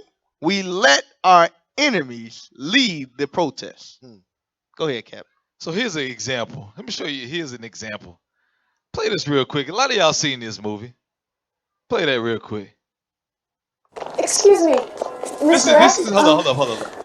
Pause it, run it back. This is Ezra's chapter 5, verse 3 in a video right here. All in one little shot, one little 40-second clip. This is Ezra's chapter 5, verse 3. Play that. 4. Excuse me, Mr. X. Hi. I've read some of your speeches, and I honestly believe that a lot of what you have to say is true. And I'm a good person in spite of what my ancestors did. I wanted to ask you, what can a white person like myself, who isn't prejudiced, what can I do to help you and further your cause? Nothing. Love it. I love that cat. That's bad, that boy. That's bad. All praises. Hey, play that again. High man. school. Play that again. I like that. Hey, hey, I love that thing. Play it again. Hey. Excuse me, Mr. X. Hi. I've read some of your speeches, and I honestly believe that a lot of what you have to say is true. Pause. There you go again. That's the same thing we just read in that other article. Right. It says, I'm afraid a lot of what you are saying is true. Why are they so surprised that you are the devil?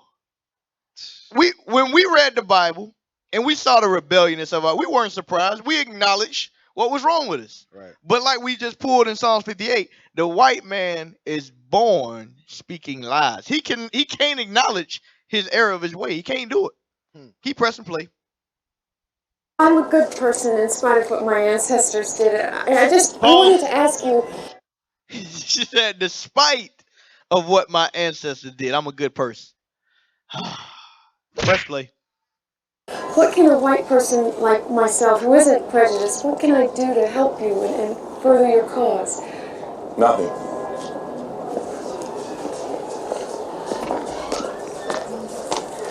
Hey, let me tell you something about this clip. My high I know school. Denzel Washington messed up on purpose so he can repeat that scene. I know it felt good saying that. Right. I know he loved that scene. He couldn't wait to get to that part. And that's a message to all you black conscious individuals. We have no problem with our people. We applaud some of our brothers and sisters that on their carnal mindset, they at least try to evoke change. Right. But at least you got to understand there are a few rules to this thing when you're really trying to create change in your community. The first one is you have to have solidarity amongst the people you're trying to represent. Right. You can't have other nations presenting your cause. It just makes no sense. And spiritually, we all know that. That's why I'm making a joke, but I'm serious. I bet he loves saying that because he know that there ain't nothing they can do. It's a movie to him, but I know that speaks for everybody. Everything that they involved themselves in or they infiltrated, it failed. When they came, they made their way into Black Panthers, which they could not do. They put drugs up in there. It failed. Every time they step, they white face in our business. Everything that we had failed. Absolutely. We gotta lead them out of the picture. They ain't a part of this problem. It's between us and our God. Right.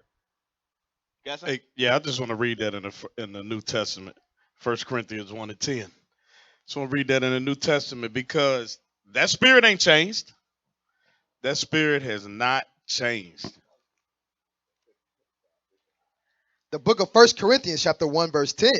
Now I beseech you, brethren, by the name of our Lord Jesus Christ, that ye all speak the same thing. Nothing. And that there be no divisions among you. Nothing. But that ye be perfectly joined together in the same mind and in the same judgment. And if you didn't hear it the first time, nothing. That's what you can do. They can't do nothing. All praises. Hey, opposite. You want to finish Ezra 4? Yeah. Oh, yeah. We didn't even finish it. All right. So, yeah, what I was going into, we was discussing Black Lives Matter and showing you the error of their way. Their approach is not biblical in the fact that they let other nations represent our cause. Right. Our forefathers set the example of how we ought to gather ourselves together to create change amongst the community. All right, read that. The book of Ezra, chapter 4, verse 2. Then they came to Zerubbabel and to the chief of the fathers and said unto them, let us build with you, for we seek your God, as ye do, and we do sacrifice unto him since the days of Esarhaddon. See, that's the same thing that white woman just said. She said, what about a woman like me, who's not prejudiced, who's on the same accord as you are? Right. Let's see what our forefather said. King of Assur, which brought us up hither, but Zerubbabel and Jeshua and the rest of the chief of the fathers of Israel said unto them, what did they say? Ye have nothing. You have what? Ye have nothing. See, Malcolm X, they read these scriptures. They know that. What did it say again? Ye have nothing to do with us. You see that? Ye have nothing to do with us. Hold on. Because Cap just brought us that. That was pretty funny. I didn't even watch it, but I hope it say what I wanted to. I just put a link in there.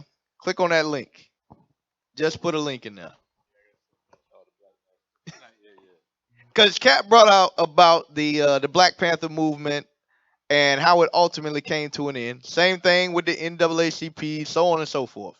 So, and that was the same thing they were trying to do right there. And that little clip shows you. They always send the woman first, because they know black men.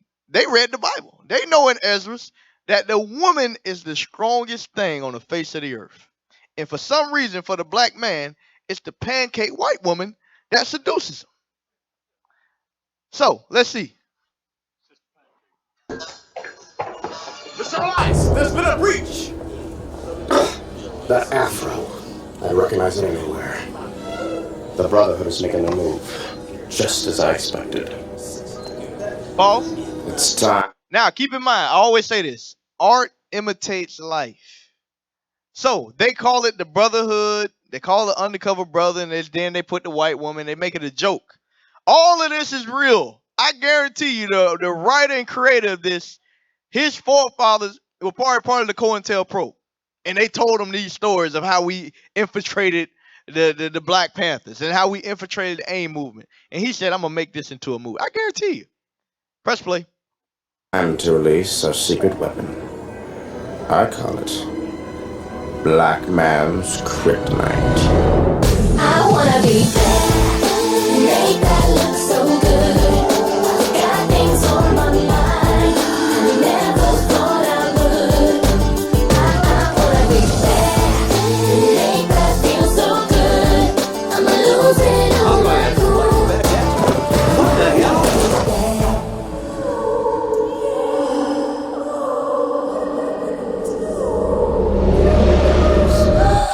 Oh, look at this mess. Oh, dear. Oh. I'm so sorry. Let me help you. Geez, that's sweet of you. If I mess up my boss's report, he's going to have a conniption with a capital K. Oh, Penelope Snow. Anton Jackson. I'm so sorry. Here. Thanks, Anton. You're so sweet and cute. Somebody read me that in 1 Corinthians, that the devil is transformed into an angel of light. Because this is what y'all got to understand. This is what happens to our brothers in the movement. Bishop just posted that today in the precepts group that Martin Luther King was madly in love with a white woman. Right. Madly in love with her. But don't think that ain't God that you in love with. You got it? Yes, sir. Read that. The book of 2 Corinthians, chapter 11, start at verse 13. Yep. For such are false apostles, deceitful workers, transforming themselves unto the apostles of Christ. Doing what? Transforming themselves into the apostles of Christ. Read. And no marvel, for Satan himself is transformed into an angel of light. For Satan himself is transformed into an angel of light. That woman up there is in 100% agreement with the white man. Right. Like we just saw, the white man sent her in, and she obeyed exactly what he said. Right. Meanwhile, when we try to send our sisters to do stuff for our cause, they have a problem with it. When you tell the sister she got to work, I hate dealing with, just do what I tell you. Meanwhile, she does exactly what she's supposed to do. And as you watch the movie, he falls victim to the black man's kryptonite, as they call it. All right. So let's go back to the protest. We kind of veered off. Go to an entire college team wears I Can't Breathe shirts. We're going to watch another form of protest that we have created amongst our people. And all of these, like Cap brought out, none of these are solutions. These are childish reactions to events that occurred. Here at IUIC, we have the solution. We know exactly what the solution to our problems is. But our people will not hearken unto the word. The same way they didn't hearken before, they're not hearkening today. But that's why we asking you. We provoking you. We saying, are we there yet? Have you learned your lesson? We don't went through decades of the same actions being taken place. Decades of murders, decades of protests, and we are still in the same place. When are you going to wake up and realize that you knocking out car windows, that you asking for justice, those are not the solutions? Press play. Hoya's men's basketball team hosted the 10th ranked Kansas Jayhawks in Washington, and the Hoyas did a great thing. The entire team came out wearing I Can't Breathe t-shirts. I think we have a photo. This is the first college team to do this. There they stand sort of for the pregame ceremony wearing the shirts. God bless them for doing this. It was the administration out of... Notice what the God bless them for doing this. You know, this is really good. I like this approach a lot better, Craig. You know, there's no violence. You know, they really are. They show solidarity amongst themselves. They're protesting the right way. Right. This is the way you should do it. Right. This is really the way that you should protest. You know, all that other stuff that creates problems in our neighborhood and our community. You don't need to do that. Right. Get yourself a shirt. Stand for the Pledge of Allegiance. And, you know, that's a lot better. Because we'll be the ones causing division. Right. Press play. Our feature presentation.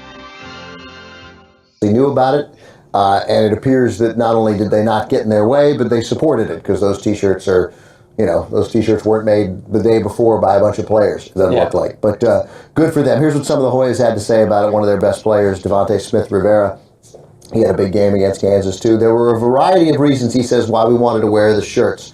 There were quite a few families that lost their loved ones this year. Mike Brown, Trayvon Martin. We wanted to represent those families that all lost. He continues, it wasn't just for this one scenario. For a lot of families and All right. Shalom caller, you are now tuned into the Lion's Den radio show. What's your name, where you calling from, and what is your question or comment? This is Dwayne from Oregon. How's everyone doing? We're doing good. How you doing? I'm doing all right. I just called to make a quick comment. As I was watching CNN the other day, there's this lady named Angela Ray. She actually brings something out that I'm surprised they didn't stop her from doing it on CNN. But she bring it out, and so I'm just grossly paraphrasing this. But what she said was, remember how the police started, back in the day where slavery, where the police, what they would do is they would hunt and capture slaves. And that's the framework that the police have. Now, during time, the police changed in policies and rules and stuff, but here in 2018, that framework is still there. It hasn't changed. So that's why you're getting all these, the police always protecting white interests and hunting down and killing blacks and Hispanics. Kind of see where I'm going with that? Yes, sir. You're absolutely correct. The scripture says, woe to them that call evil good and good evil. Because we understand the whole process of them being set up, like you said, was to protect the interests of the slave master. So you are absolutely correct. But at the same time now, when you read in the book of Romans, it says that he is not a terror to good works. So that's why we got to teach our brothers and our sisters to keep the commandments. All right? You understand that? Yeah. And then also, like you're also hearing people say that there's good officers, there's bad officers and there's good officers. And I'm here to say there is no good officer. There is no good officer because these so-called good officers, they see what the bad officers are doing and they don't report it. And since they don't report it, they're implicit in it. So as far as I'm concerned, there's no good officers. Go ahead, Cap. Go ahead. Yeah, bring it out. Hey, we appreciate you calling in. We appreciate your comment. We pray you continue to watch and support the Lion's Den radio show, brother. All right? Right on. Shalom, brother. I want to tell you about something that I witnessed last night. We had a situation that occurred last night. Brothers made it out just fine, but it was a car accident that involved some brothers here. And what happened was you had an Impala that sideswiped the vehicle that they were in, and they ended up in a ditch to where this brother bleeding out bad. I'm talking about literally his eye was hanging out of his head. And the car was on fire. And the brother was pulled out. And the other brothers and sisters that was in the vehicle, they took off. So this brother was in bad shape. So we there on the site or the scene, and the ambulance and the fire truck was there putting out the fire. They had the brother in the ambulance. We was sitting there, and the fight while the firefighter was putting out the fire, they had the brother in the ambulance on the site for about 10 to 15 minutes, just sitting there before they actually decided to take him to the hospital. And we sitting there like, okay, so yeah, just sitting there like it's an emergency. The brothers, and when I'm not even exaggerating, the brother's eye was hanging out of his socket, and they sitting there in the middle of the street. No sirens on, no emergency, nobody taking off, just sitting there about 10 or 15 minutes. And then when we at the scene, the other brothers that was involved in the other vehicle, the cops that's on the site, they didn't ask, does anybody else, is anybody hurt? Who was driving this vehicle? Does anybody need an ambulance? Is anybody need a medical attention now? No questions. Nope, nobody asked nothing. We asked them like, okay, so who is actually going to write up the report? Who is going to investigate? We got brothers that was actually here involved in it. Where's it? Oh, we don't deal with that. We're the traffic police. But we have, we have people that are coming to deal with that. Like, it's okay, when they going to get here? Well, you got a mic over there? You remember what he said, right? We was there, I forget. There was Soldier Aaron. Soldier Aaron, you here? Here. The officer said, like, we have 2 people in the state or 2 people in the city that deals with that. Like, when they gonna get here? Well, you on a list. Like, they'll get here soon. Like, okay. So when are the other people is gonna take this brother's testimony? What happened? Well, we don't deal with that. We'll just wait for the own officer to get on site. So they leave. They switch rotations, switched with our cops. They leave and the other cops come in. Like, okay, so when's gonna happen? We still waiting on them to come. And then the cops finally asked, like, wait, so what's going on? Like, sir, you the only one that asked that question. Your other cops that was here, they didn't ask that question, did we need an ambulance? He said, but sir, that, we're here now. But the thing is that you the only one that asked that question. They could have asked that, but they deal with traffic. But here's the thing, they're cops. They can't deal with a situation that like you dealing with it. You don't deal with this situation either. They couldn't answer the same question to get somebody here that deals with it speedily because these brothers hurt. You was there. Well, we already mentioned it, but I'm saying you was there to witness what the officer was saying. And he was like nonchalant. But the thing is that what we're saying is that they don't care. Good officer, bad officer, they all on the same team. They all wear the uniform. They all go by the same protocol. Good officer, they wouldn't stand in their job and say, you know what? If y'all can't get this right, I'm out of here because I'm not supporting this. Yeah, I got to feed my family, but you know what? I'm walking away from this. I'm not going to be a part of this. And if that's not the solution that they're taking to walk away from it, they'll go within there and they'll raise hell within that job. I'm not going back on the street until y'all fix this right here. There's too many people dying, and we are supposed to be here to serve and protect. We ain't portraying that. A lot of people don't trust us officers when we go to their window. So why would we go out and act like we protecting the people when the people are dying? When the good officer stood up and said that. Last time I checked, we had a teacher that said, you know what? I don't like what the system is teaching. They ain't teaching black history. I quit this job. That's what we seen. That's a real life example that we seen that a person that didn't agree with what the curriculum, they quit. These officers ain't good unless they stand up and actually say something about what's going on within their law enforcement. These cops don't care, and we're in the South, Papa, so they don't care about our people over here. They don't care about people. It was a shame last night. Unprofessional. Message. Funny you say that. I say all the time in our groups that all the Soldier Gabriel posts every day just about of a murder, a killing, a shot, something happens. And as I ride around Pine Hills more, because I'm here every weekend, I don't see many officers out. I'm like, where are the police officers at? What are they doing? I don't see them. But that's just interesting to me.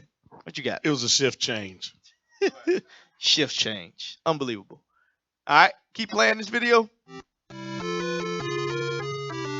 Remember now, we're going into our forms of protest. We're going into our forms of protest that nothing that we do has changed. Condolences that way. Another Hoya, Josh Smith, used to play at UCLA. We didn't wear the shirt to say the cops were wrong, and it was really interesting that he wanted to. They're not looking for.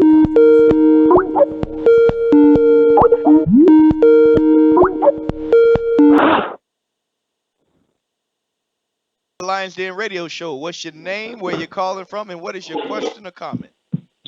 Yes, this is Officer Shooter Nigga from the Orlando Police Department calling in live from the show today. Hey, how you doing, Had a brother? couple We of appreciate you comments I calling. wanted to make. All right. Hello? Yes, sir. We're listening. Yes. Listen, I had a question. I believe the brother's name is Captain Kabash. Yes, sir. Is that his name? Yes, sir. Has he ever directly dealt with any of our forces here in Orlando? Has he ever dealt with any of the officers here? Have I ever dealt with any of the officers here? Yes, sir. What do you mean, like as far as bringing the? I actually ran your record there, Captain Kabash, and look here, I see you're out on the street corners causing a ruckus. I guess you guys like to call it bringing it out. And listen, we're watching you, buddy. We got our eye on you. You can believe that part. What's your badge number? My badge number? What's your badge number? Oh, my badge number is All right, sir. Watch the show and continue to support us. Hey, good job. All right.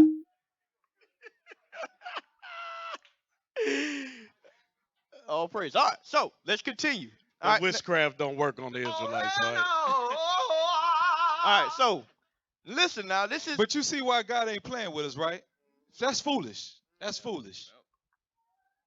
So this is what I want y'all to see in this article or in this comment. This is how confused our people are. He says we didn't wear the shirts to say the cops were wrong, or the system was wrong. We're not choosing sides. We're not saying one side's wrong or one side's right.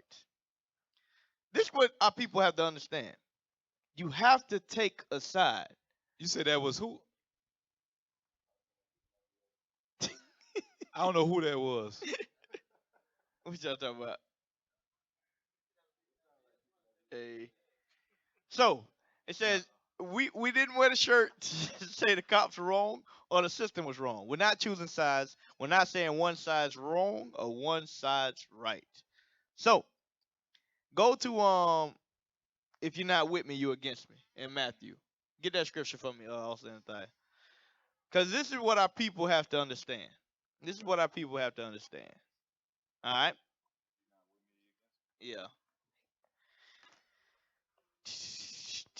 You can't protest and not have a side. You can't. When we go to the streets, that's like us going to the streets and saying, we're not on God's side, we're not on your side. We're just reading the Bible. What sense does that make? That's called Christianity. That's like you being on a team and saying, I'm not for my team, I'm not for your team. I'm just here to finish the game. That makes no sense at all. That a protest, you have to be standing on one side to protest against another, right? That's the whole purpose of a protest. Unless you're a professional protester. like Al Sharpton. All right, you got it. You read it. The book of Matthew, chapter 12, verse 30. He that is not with me is against me, and he that gathereth not with me scattereth abroad. You see that? It's either you with them or against them. It's either you for the system or you against the system. Christ was against the system. He was about following God's laws. We are going to be for God's laws all day long. The second it goes against, the system goes against God's laws, we are not in accordance with that. It's that simple. Are we telling you to riot and kill and be violent? Absolutely not. We're telling you to obey God's laws. Once that steps outside of that, we are not in agreement with the system. Get that in Isaiah 30 real quick. Isaiah 29, I want. Real quick. Because he said we're not against we're not against it. We're not on one side or the other side. Just make Isaiah 29 and 15. The book of Isaiah, 28. 28. Yep. Isaiah chapter 28, verse 15. Because ye have said, we have made a covenant with death. You see that? You make a covenant with death when you say you're not choosing sides. That's saying you are on the oppressor side. Read. And with hell are we at agreement. Right. You see that? Because that's why he said he had to make sure. We're not saying the cops are wrong or the system was wrong. That means you are in agreement with the system. Right? Hey, Shalom caller, you're now tuned into the Lionz Den radio show. What's your name, where you calling from, and what is your question or comment? Shalom. My name's Atlanta. I'm calling from Georgia. I had a question actually about the law, about the Leviticus, I work at a fish and seafood restaurant, and I have to cook shrimp and the catfish and things of that nature. I want to know, it said of the flesh shall you not touch, and knowing that I know better, where do I stand with God on that? Like, what is, I don't know. Okay. Should I not do it? Try to find another job? Okay. All right. So, sis, where are you located at? I'm located in Georgia. You in Georgia? What part of Georgia, sis? In Warner Robins. All right. So you close? Are you close to Atlanta? Yes, I am. Okay. Well, we have a school growing in Macon and in Atlanta. So what we want you to do, huh? I'm more closer to Macon. Okay. Well, yes, we have brothers going out to Macon every single week right now. So what we want you to do, sis, is we want you to visit these schools so you can get the counsel on these issues that you are dealing with. But to answer your question, we are slaves here in America. As long as you're not eating the shrimp, crab, lobster, so on and so forth, it is what it is. You follow God's laws. You understand that? Okay. Thank you, brother. Thank you, brother. Okay. All right. All right. Back to this. He said, What time is it? I want to make sure we get all the content. All right. Go to the next one. Go to the next one. Go to the next video I had. Yeah. Not choosing sides. That defeats the purpose of a protest when you say stuff like that. But the thing is, he played for a team. But he ain't choosing sides. Makes no sense. No sense at all. You got that next one? What's this one? Latinos? All right. So, pause. I want to preface this one. You want to bring out a little background knowledge before we watch this one, officer? Yeah. Well, as you're gonna see with this next video, a lot of our brothers, Latinos, and Native Americans go underrepresented. Okay, they are indeed Israelites. That's right. They are facing the same afflictions that we are. But we've got a video here that they're going to show some statistics on the killings of the so-called Native Americans, and they're going to compare them to us, the so-called African Americans here in America. Go ahead. In December 2014, as protesters rallied against the police killings of unarmed African Americans like Michael Brown and Eric Garner, Rapid City Police killed a 30-year-old Lakota Indian living in South Dakota named Alan Locke. Ironically or intentionally, Locke had been at a demonstration against police killings of indigenous people just one day earlier. 2 weeks ago, this show featured the police murder of a mentally ill Native American named Paul Castaway. In that segment, we talked about the alarming trend of Native Americans to be killed by law enforcement at nearly identical rates to African Americans, tying them for the most at-risk populations. Pause that. I just wanted to catch up so everybody could see that at the same time. How they break us down into the ages, the groups, and you see that they are murdered along the same rates that we are murdered. All right, go ahead. This is what, like about a 12-year sample. All right, go ahead. Per capita. I recently interviewed Chase Iron Eyes, a Lakota Indian activist and lawyer, and I asked him about the status of Native American sovereignty in the face of this violence by U.S. law enforcement. Pause video. Sloan caller, welcome to the Lion's Den. What's your name and your comment? According to the top. My name is Angel Council, Bad Real Sweet, man. I was calling to ask because I be trying to get my understanding. I was trying to see who all the children of Israel, like what are the nationalities, the black, the white, the black and the Mexican. All right. So this what, brother, today we're dealing with, are we there yet? So what I want you to do is, we have a website where we have all the nations listed. Go to israelunite.org and we have all that information on there. Click on the nations tab and it has all the scriptures and it gives you all the answers. But for us to break that down on the show, it would take an hour and we want to stay on top of that. You understand that? Yes, sir. Where you calling in from, brother? Baton Rouge, Louisiana. All right, we got a school in New Orleans. So what we want you to do is go down and visit the school and ask your questions, and the brothers will go through it thoroughly for you, all right? Okay, thank you. God bless. All right, shalom. We appreciate you for watching the show. We pray you continue to tune in. Hey, IsraelUnite.org, brother. Visit the site. We have a 12-tribe breakdown. If you go to Original Royalty, we also have the DVD. We go over the bishops and deacons, go through the 12 tribes thoroughly, very thoroughly, with a complete history detail. So you can check that thing out. I got one more question. Y'all like the children of Israel, like in a certain way we supposed to dress? Don't we have to wear some certain type of garment? No. As you come in, you'll learn. I mean, you're supposed to wear fringes, but you got to learn. Do you know what fringes is? No, sir. I'm still doing my research. Go there, you'll learn what fringes is, and next time you come, that's when you wear your fringes. You can wear your fringes now if you understood. Go to Numbers 15, right? Yes, Read 38, and it'll tell you the understanding. It'll give you the understanding on why we wear fringes. Okay. Okay. Thank you, man. And you understand that? Put on your fringes. Yes, sir. That's the only dress code that God gave us, right? Yes, sir. Yes, Well, sir. other than that, as far as our attire, the purple, you'll get all that stuff in time. This is a uniform we wear according to the school, but according to the law, you have to wear fringes. You being an Israelite, but there's no way that Yes, you sir. have to. You understand. Like I said, dude, look at the scripture first that we're giving you, and you understand the dress code that you must dress in or out of school. That's the law. Yes, sir.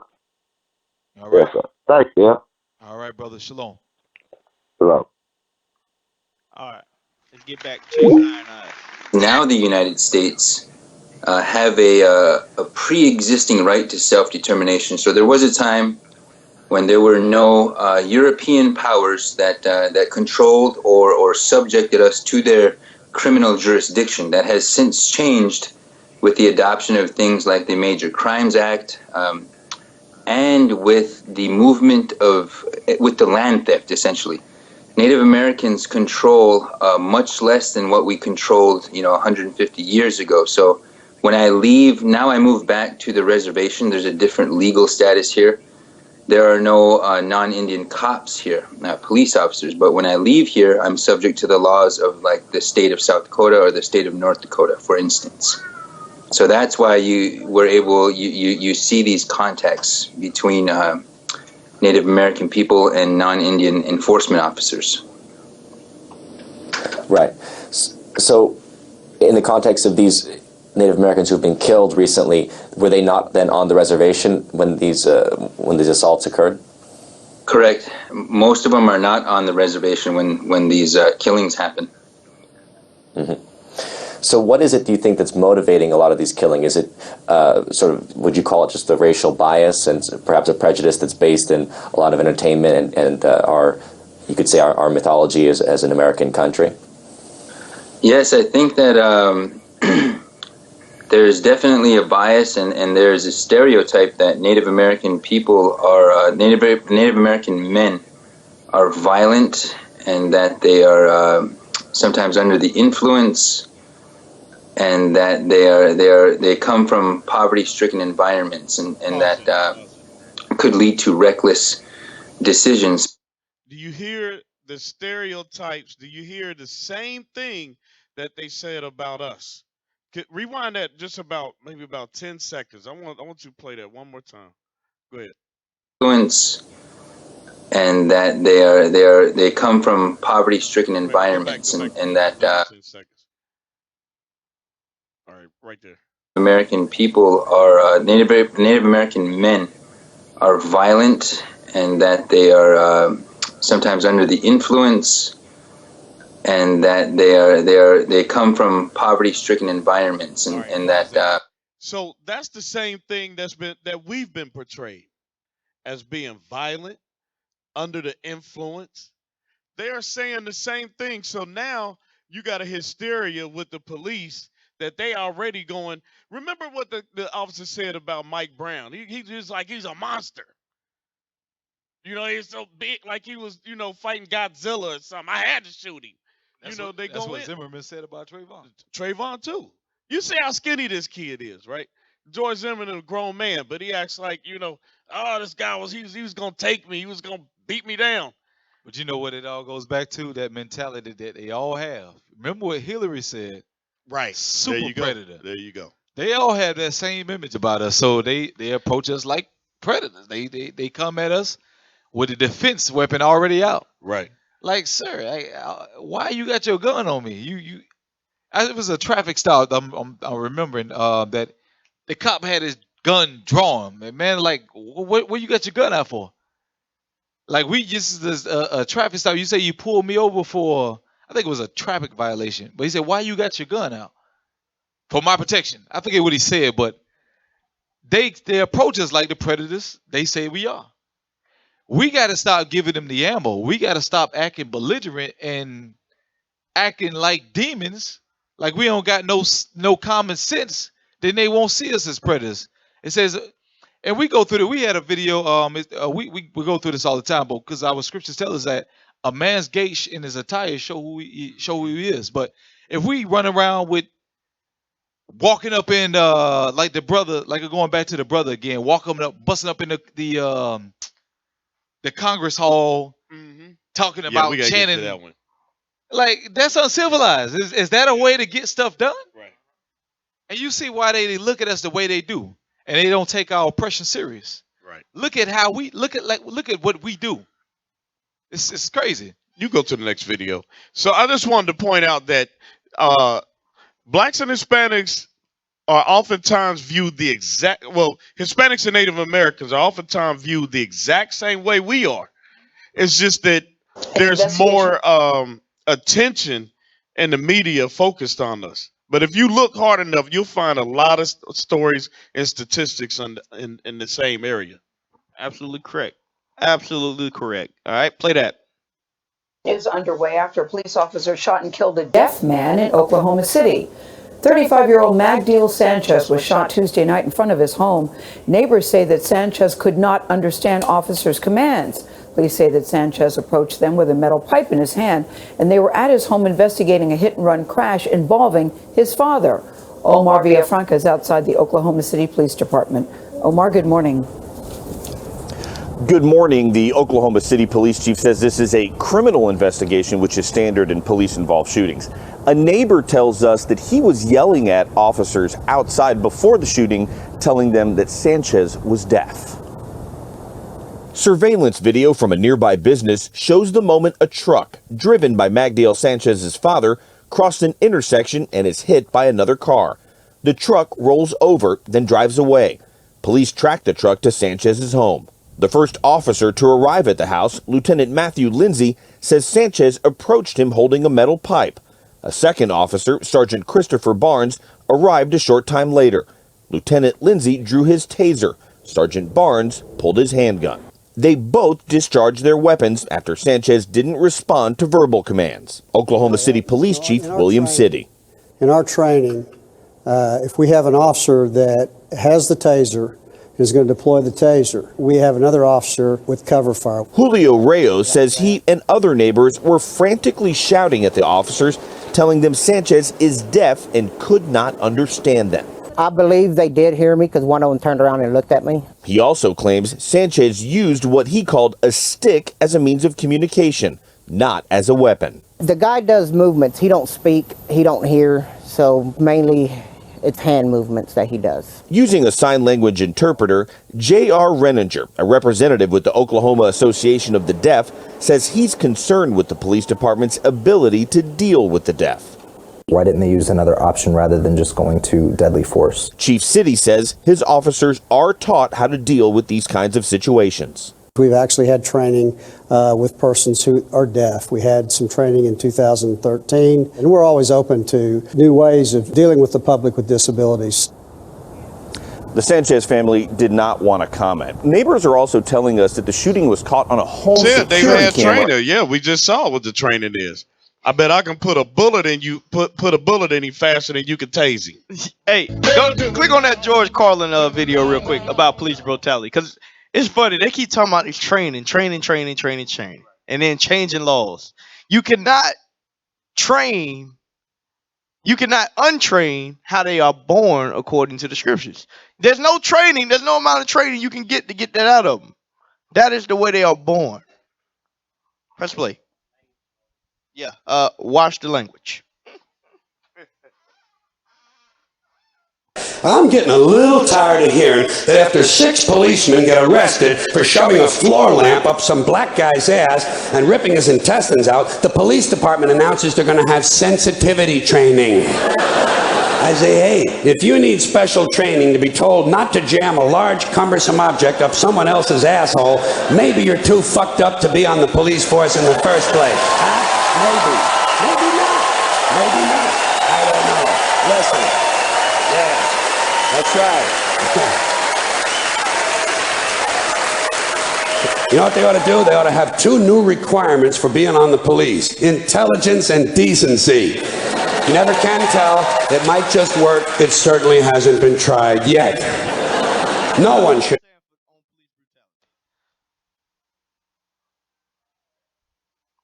So we took the hard approach with our people. Now we're going to try to take a light approach, because we're going to become all things to all people. Maybe this will wake you up. Did you know that hypertension and heart disease kill more blacks than anything else in America? I didn't know that. I thought it was the police. Now, I ain't old. When was this show made?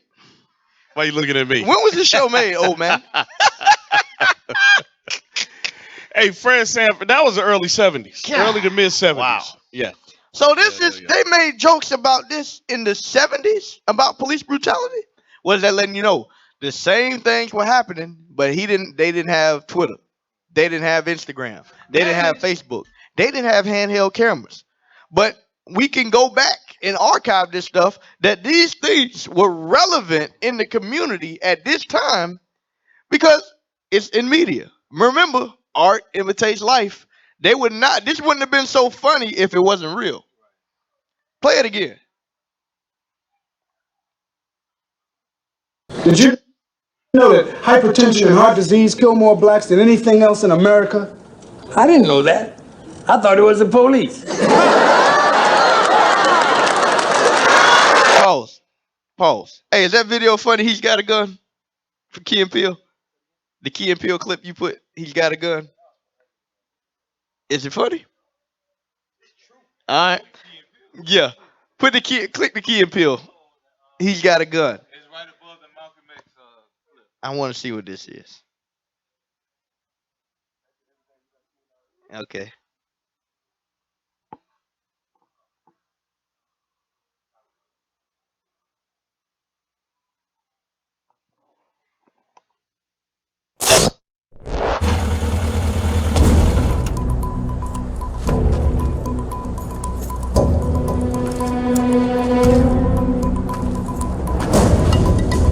This is 288. I'm investigating the report of a disturbance. Roger that, 288.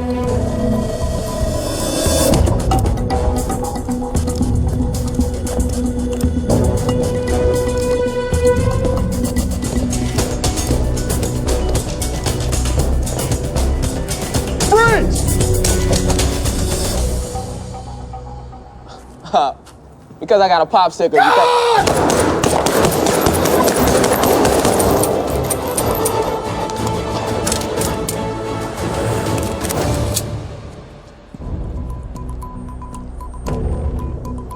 Oh, rats! Whoa. Watch out! That black guy's got a gun and he's gonna steal your banana! What?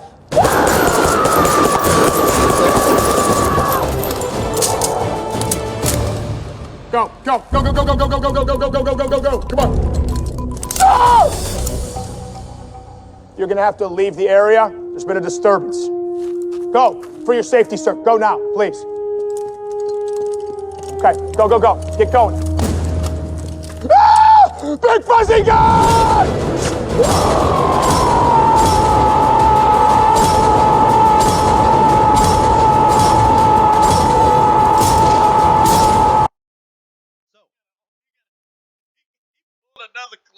We laughing, but 31 shots in Ahmad Diallo, 8 rounds in Stephon Clark.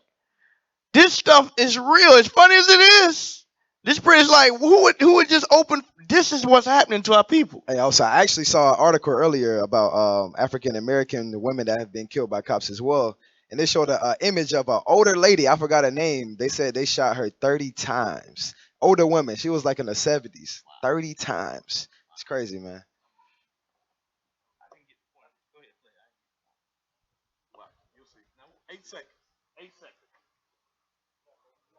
Wanna play this clip? Yeah, go ahead.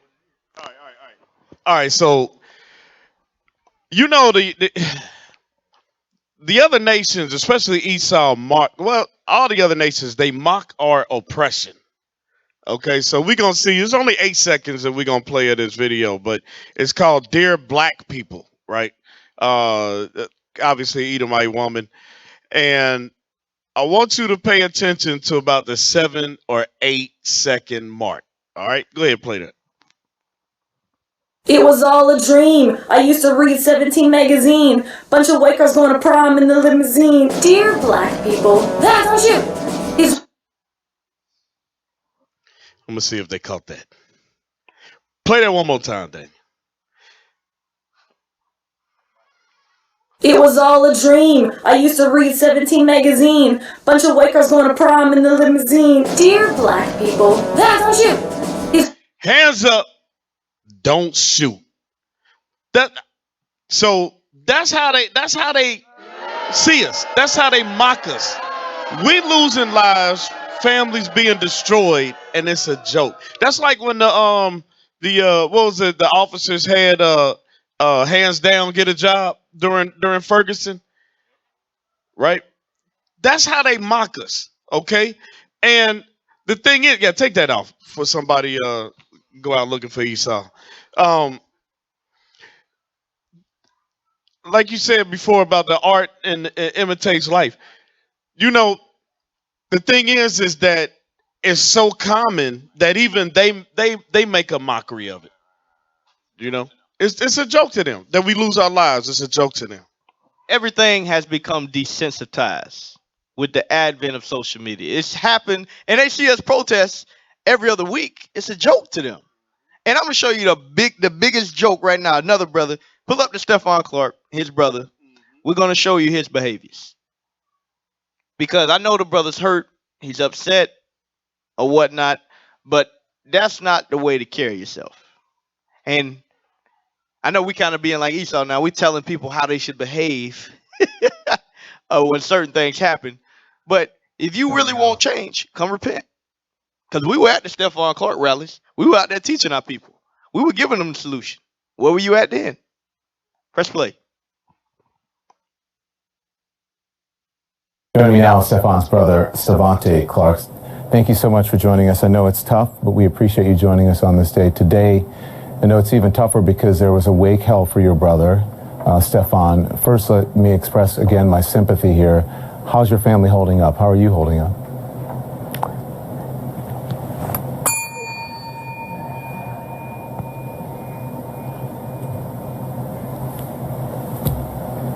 What does that mean? Next question. Okay. Obviously, you are in grief right now, and listen. I'm not in grief. All right. We haven't slept. We haven't ate. The media keeps following us everywhere we go. The only person that got the message, and that was just before we came on the air, was the mayor. He has called me, and he said he's going to help us build the library and the recreational center. That's 24 hours. He's crying for a library and recreational center. I guarantee if you look up how many libraries and recreational centers they have in Sacramento, it's immense. It is immense. This is not the solution to our problems. Go to Ezekiel 13. I think it is. Ezekiel 13 and verse 11. Read that for me. The book of Ezekiel, chapter 13, verse 11. Say unto them, which daub it with untempered mortar. With untempered mortar. That is what our people do. They think they can. Untempered mortar is not the solution to the problem. That's building a recreation center. That's building a library. Right. That's untempered. That's not going to give you the true solution. Right. That's only going to help you create more LeBron James. It's only going to help you create more Tyler Perry's. Right. So on and so forth. But it's not going to create the change that you need. It said they getting no sound. So just all right. Press play. Keep reading. That it shall fall. I'm going to read it again. Verse 11. Ezekiel chapter 13, verse 11. Say unto them which daub it with untempered mortar, that it shall fall. There shall be an overflowing shower. And ye, O great hailstones, shall fall, and a stormy wind shall rend it. So no matter what they keep doing with their solutions, it's not going to change. It's not going to give the ultimate solution. Right. They continue to use untempered mortar to solve the problems in the Black and Hispanic community. Just like Boys and Girls Clubs, YMCA, Youth League Sports, after school programs. We could keep naming them on in dance clubs, dance teams, boys history club, so on and so forth. None of that is the solution. The solution is God's laws. That's right. Let's pull that next video. Oh no, we weren't done with this one. I want to get to where he starts saying say his name. Keep playing. Of course. I am. So the mayor said he's going to help you build a library? And a 24-hour recreational center for the kids. Yeah. For everybody. We love everybody. He's going to help. He's going to be a part of it. You know what I mean? He's going to walk out, you know, I'm not going to address anymore. You know, just know that I'm going to be real connected. We're going to work with each other. We're going to work with each other. I love my city. I'm Sac strong. I did all this for my city. We are the example of how to do it right. What the media does, they wait till a loved one dies, they find out it's a tragedy, they swarm that person, they put them in grief, they ruin their lives forever. Their lives are never the same. Don't let me talk to my people, okay? All right, You black, I'm black, let's make. Yeah. Oh, yeah, we read that earlier. Yeah, we gonna read it again. Isaiah 28:15. This brother said, I'm gonna be real connected with the mayor. He is already trying to profit off the death of his brother. I don't know if y'all caught that. He acted for a second like he was about to cry. No tears. Then he straightened up when he started talking about, you know, what was going to happen and how we love everybody. We love everybody. Actually, you know what? Hold on.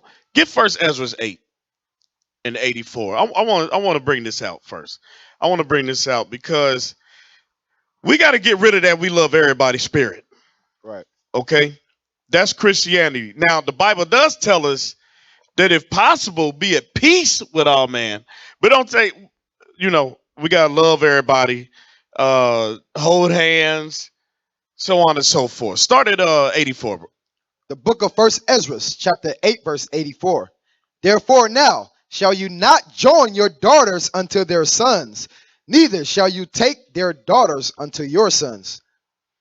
Moreover, ye shall never seek to have peace with them. You shall what? Ye shall never seek to have peace with them. Wait a minute, we get ready to be cool. I'm going to be connected with the mayor. We're going to be boys. Go ahead. Moreover, ye shall never seek to have peace with them, that ye may be strong and eat the good things of the land. Jump down to 86. Verse 86. And all that is befallen is done unto us for our wicked works and great sins. You know what our wicked works and our great sins are? Trying to join with our oppressors. Right. And that's what's coming out of this. He's going to try to capitalize off of his brother's death by joining with the oppressor. And if what the sister said, what she called, is true earlier, that's what they both been seeking to do. Go ahead, play it. Black now, don't you do that, damn down. Well, I just want to tell you that. I just want to tell you that the media. I'm not blaming the media. Okay. I'm not blaming, but the way you guys treat us. You guys, I told you I stopped calling out. We have how many phones do we have in the family? Can you let me get a word in, please? Because listen, I have to manage the time here so that we can get something out of this interview because a lot of people are watching, and you're through the media, whether you like it or not, your brother's story will be told. The media is giving you a platform. I am. Don't let me say his name. So tell me about your brother, please. Don't let me say his name. Savante, listen, you're in grief. I'm sorry for that. He's not going to say know how it is. Whenever you see it, you messed up our name. You stepped our driver's name. That's messed up. I thank you so much for joining us, and my heart goes out for you. Thank you. Thank you, brother. All right. Now, pull the insanity video. So now we're going to get to basically what we're seeing is we get shot, we protest, we go on TV, we act a fool, and then we do the same thing over and over. Let's see what that is. Call me. One popular definition of insanity is doing the same thing over and over again and expecting a different outcome. When you binge eat a pint of chunky monkey, you see the negative results when you step on the scale. So when you go to the freezer to grab another one, you should remember that negative consequence and resist. But you don't. Why? Because you can't forget the rush of pleasure, the dopamine that floods your nucleus accumbens, and you reach for the closest spoon. Compulsively repeating dangerous behavior is easy. Breaking those patterns is hard. Can we at least recognize the symptoms? Admit our our mistakes and try to turn over a new neurological leaf? If the past is prologue, is our script written in permanent ink? Can we learn from our history? Or are we doomed to repeat it? Pause. He said, can we learn from our history, or is it written in permanent ink? Is our prologue written in permanent? If you know what a prologue is before. So what he's saying is, you are insane if you're going to keep doing the same things and expect a different outcome. But what are we seeing? For the past the past 50 years that has been documented with video evidence, we continue to do the same exact thing. Pull the Charlie Brown clip, and then we're gonna get the solutions, and we're gonna send y'all off for the night.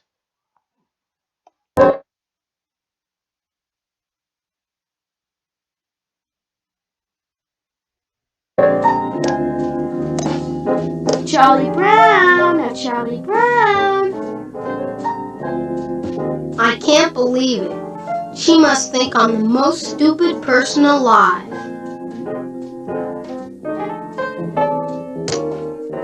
Come on, Charlie Brown. I'll hold the ball and you kick it. That's Esau.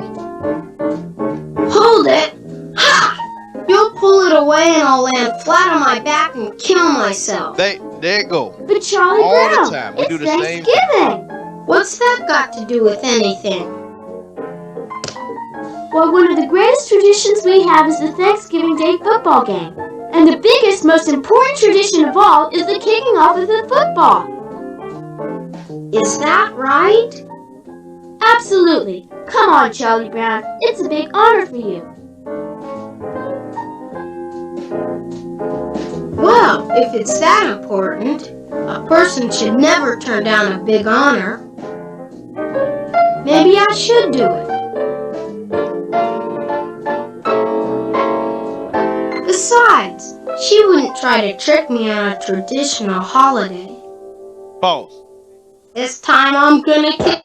So they build you up. They're like, there's no way this white man could do this to us. He loves us. No way. Let's see what happens to our people. We get all hyped up. I pledge of allegiance to the United States of America and for what it stands, one nation, under God, indivisible, with liberty and justice for all. There's no way we will not get justice this time. This time, we're going to get justice. We got them on film. We got it on audio. We got the justice system behind us. We got the best black lawyers in the world. No way. We got them this time. Let's see what happens. I just want to make one point for you. Hold on just a second. For those that are slow, I just want you to understand that Israel is about to run down the field. In case y'all slow. Take that football clear to the moon!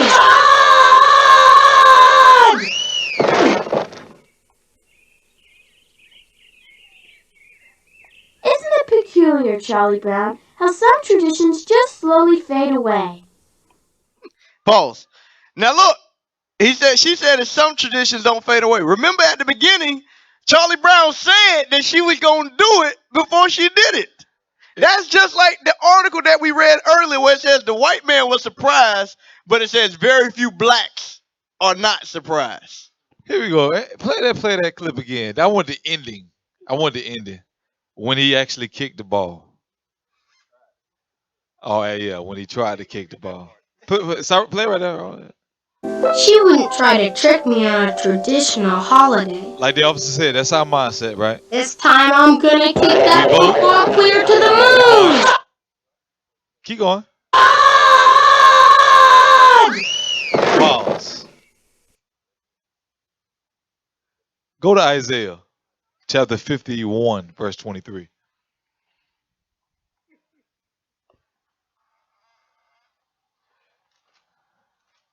The book of Isaiah, chapter 51, verse 23.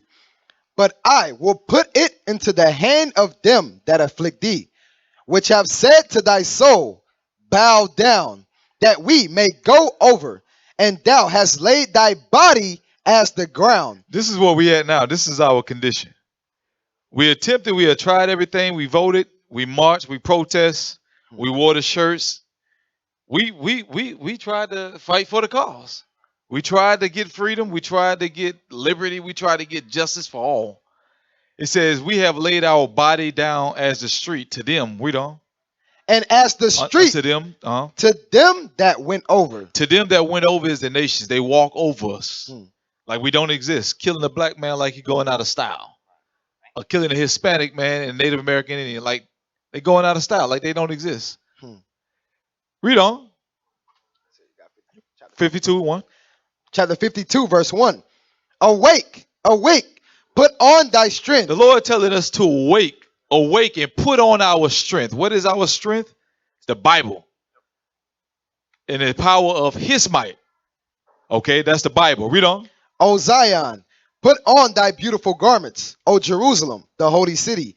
For henceforth there shall no more come into thee the uncircumcised and the unclean. So there go your come as you are. He said, don't come unto me uncircumcised and unclean. You got to come with your mind circumcised, mean your mind right. Right. And no more unclean. I mean, you got to turn away from filthiness, which is sin, and clean yourself. It says, now you have known the holy scriptures, which are now able to make you clean. Read on. Verse 2. Shake thyself from the dust. Get off the ground and shake yourself from the dust. Read on. Arise and sit down. Arise and sit down. Arise and get off the ground and then sit down to learn. Humble yourself and learn what the Lord their God is trying to tell you. Read on. O Jerusalem, loose thyself from the bands of thy neck. Do you know that's in your power to do that? This is why the title says, are we there yet? God is asking, when are you done? When are you going to rise up? This tribulation, this affliction will stop when you're ready for it to stop. The Lord put it in your hand. He said the kingdom of heaven is within you. So when we're tired of getting shot, we'll get. That's when we start to wake up. When we tired of this, we got to start changing. Right. The Lord put the ball in our courts. He says, loose yourself from the bands of thy neck. Read on. O captive daughter of Zion. O captive daughter of Zion. Again, the Lord put it in our hands. When it's time for us to wake up, then we'll start coming back to this Bible, repenting like he told us to do. Right. Stop marching and stop voting. That's the solution. We got to repent. All praises. What's your 2 cents, officer? You've been quiet this class. We got 6 minutes. Hey, give me what you got. Leviticus Make it quick. 26. Leviticus 26. Don't double stack. Yes, sir. Got you. 26 verse 40. All right, because it's like the captains and the officers was bringing out beautifully. Everything that's happening to us is happening because of our sins. All right, that's why we're in this condition. But what's the solution? The main solution is coming back to keep God's commandments as the Israelites that we are. All right, can you read that, please? Leviticus chapter 26 and verse 40. If they shall confess their iniquity and the iniquity of their fathers with their trespass, which they have trespassed against me. Right. So he says, if. All right. So it's a stipulation. If we confess our iniquities, meaning the sins that we have committed. All right. Go ahead. That they have walked contrary unto me. So by us sinning against our God, we have walked contrary, meaning we have walked against them. All right, go ahead. And that also I have walked contrary unto them, and have brought them into the land of their enemies. So he brought us into the land of our enemies. That's right here in America. All right. So we're not supposed to be at ease. The reason why we're going through the punishments, the reason why we're constantly being killed is because we're in the hand of our enemies. That's why we're constantly being slayed to this very day. All right, go ahead. If then their uncircumcised hearts be humble, and they then accept of the punishment of their iniquity. All right, what will happen if we accept this punishment? Because once again, the reason we're going through it is because we're being punished by our God. But this is the end result of us coming back to our God. All right, go ahead. Then will I remember my covenant with Jacob, and also my covenant with Isaac, and my covenant with Abraham. And I will remember the land. Right. So the Most High God says he's going to remember the covenant that he made with our forefathers. All right. He's going to turn back the captivity of the nation of Israel once we come back to God's commandments as the Israelites. All right. That's all I got. What you got, Officer?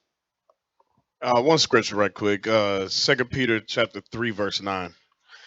Because a lot of our brothers and sisters, they don't believe that Christ is going to return. We kind of stuck. We want to bring out the solutions and give you the understanding of what the Bible says. 2 Peter chapter 3 and verse 9. The Lord is not slack concerning his promise, as some men count slackness, but is long suffering to usward, not willing that any should perish, but that all should come to repentance. So that's the message. We want you to repent before the bombs drop. All praises. All praise. Somebody give me Psalms 55:19. Because at the end of the day, we understand, and the reason why we are questioning, the reason why we are hearkening to you, we're asking you, we're provoking you for change. It's because we understand your way is not correct. God says, my way or the highway. And we continue to march up and down the highway. Literally. So we must come to a change. Understand what God says. Read that for me. The book of Psalms, chapter 55, verse 19. God shall hear and afflict them, even he that abideth of old. So God hears us. He hears us, like Cap brought out. Do you think the man that gave you the ears and gave you the eyes can't see what's going on? Read. Selah. Because they have no changes. What? Because they have no changes. This is why we continue to see the same thing happen. Because you have no changes in your community. Right. You continue to be homosexuals. You continue to hate one another. You continue to sell drugs to one another. You continue to rape one another. You continue to fight one another. You continue to belittle one another. Read.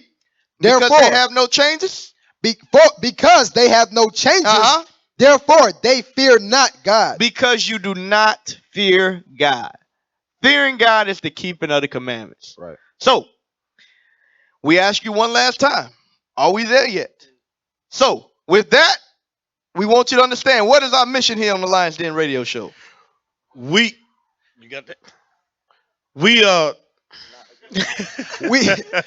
do not ignore evil. We seek to expose it. With that, we said make sure you visit IsraelUnite.org. All right, if you need any Israelite merchandise, you can visit us at originalroyalty.com. All right, we have classes online 7 days a week, 3 times a day. That's right, 7 days a week, 3 times a day, starting at 5:30 in the a.m. all the way to 10 o'clock at night some nights.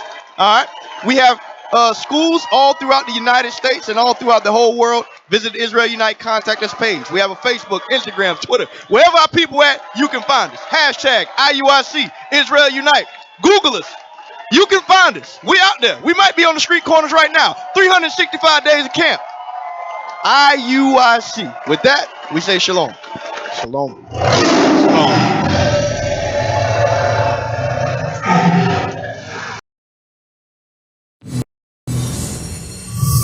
Shalom. This is Bishop Nathaniel of Israel United in Christ. Please subscribe to our YouTube channels. Stay up to date with our latest events, music, and classroom lessons.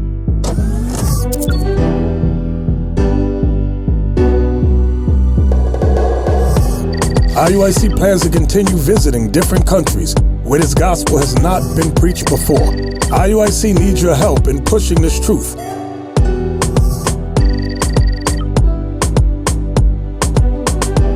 So join us. Subscribe to our Instagram, Facebook, Twitter, and podcasts, and stay up to date with us.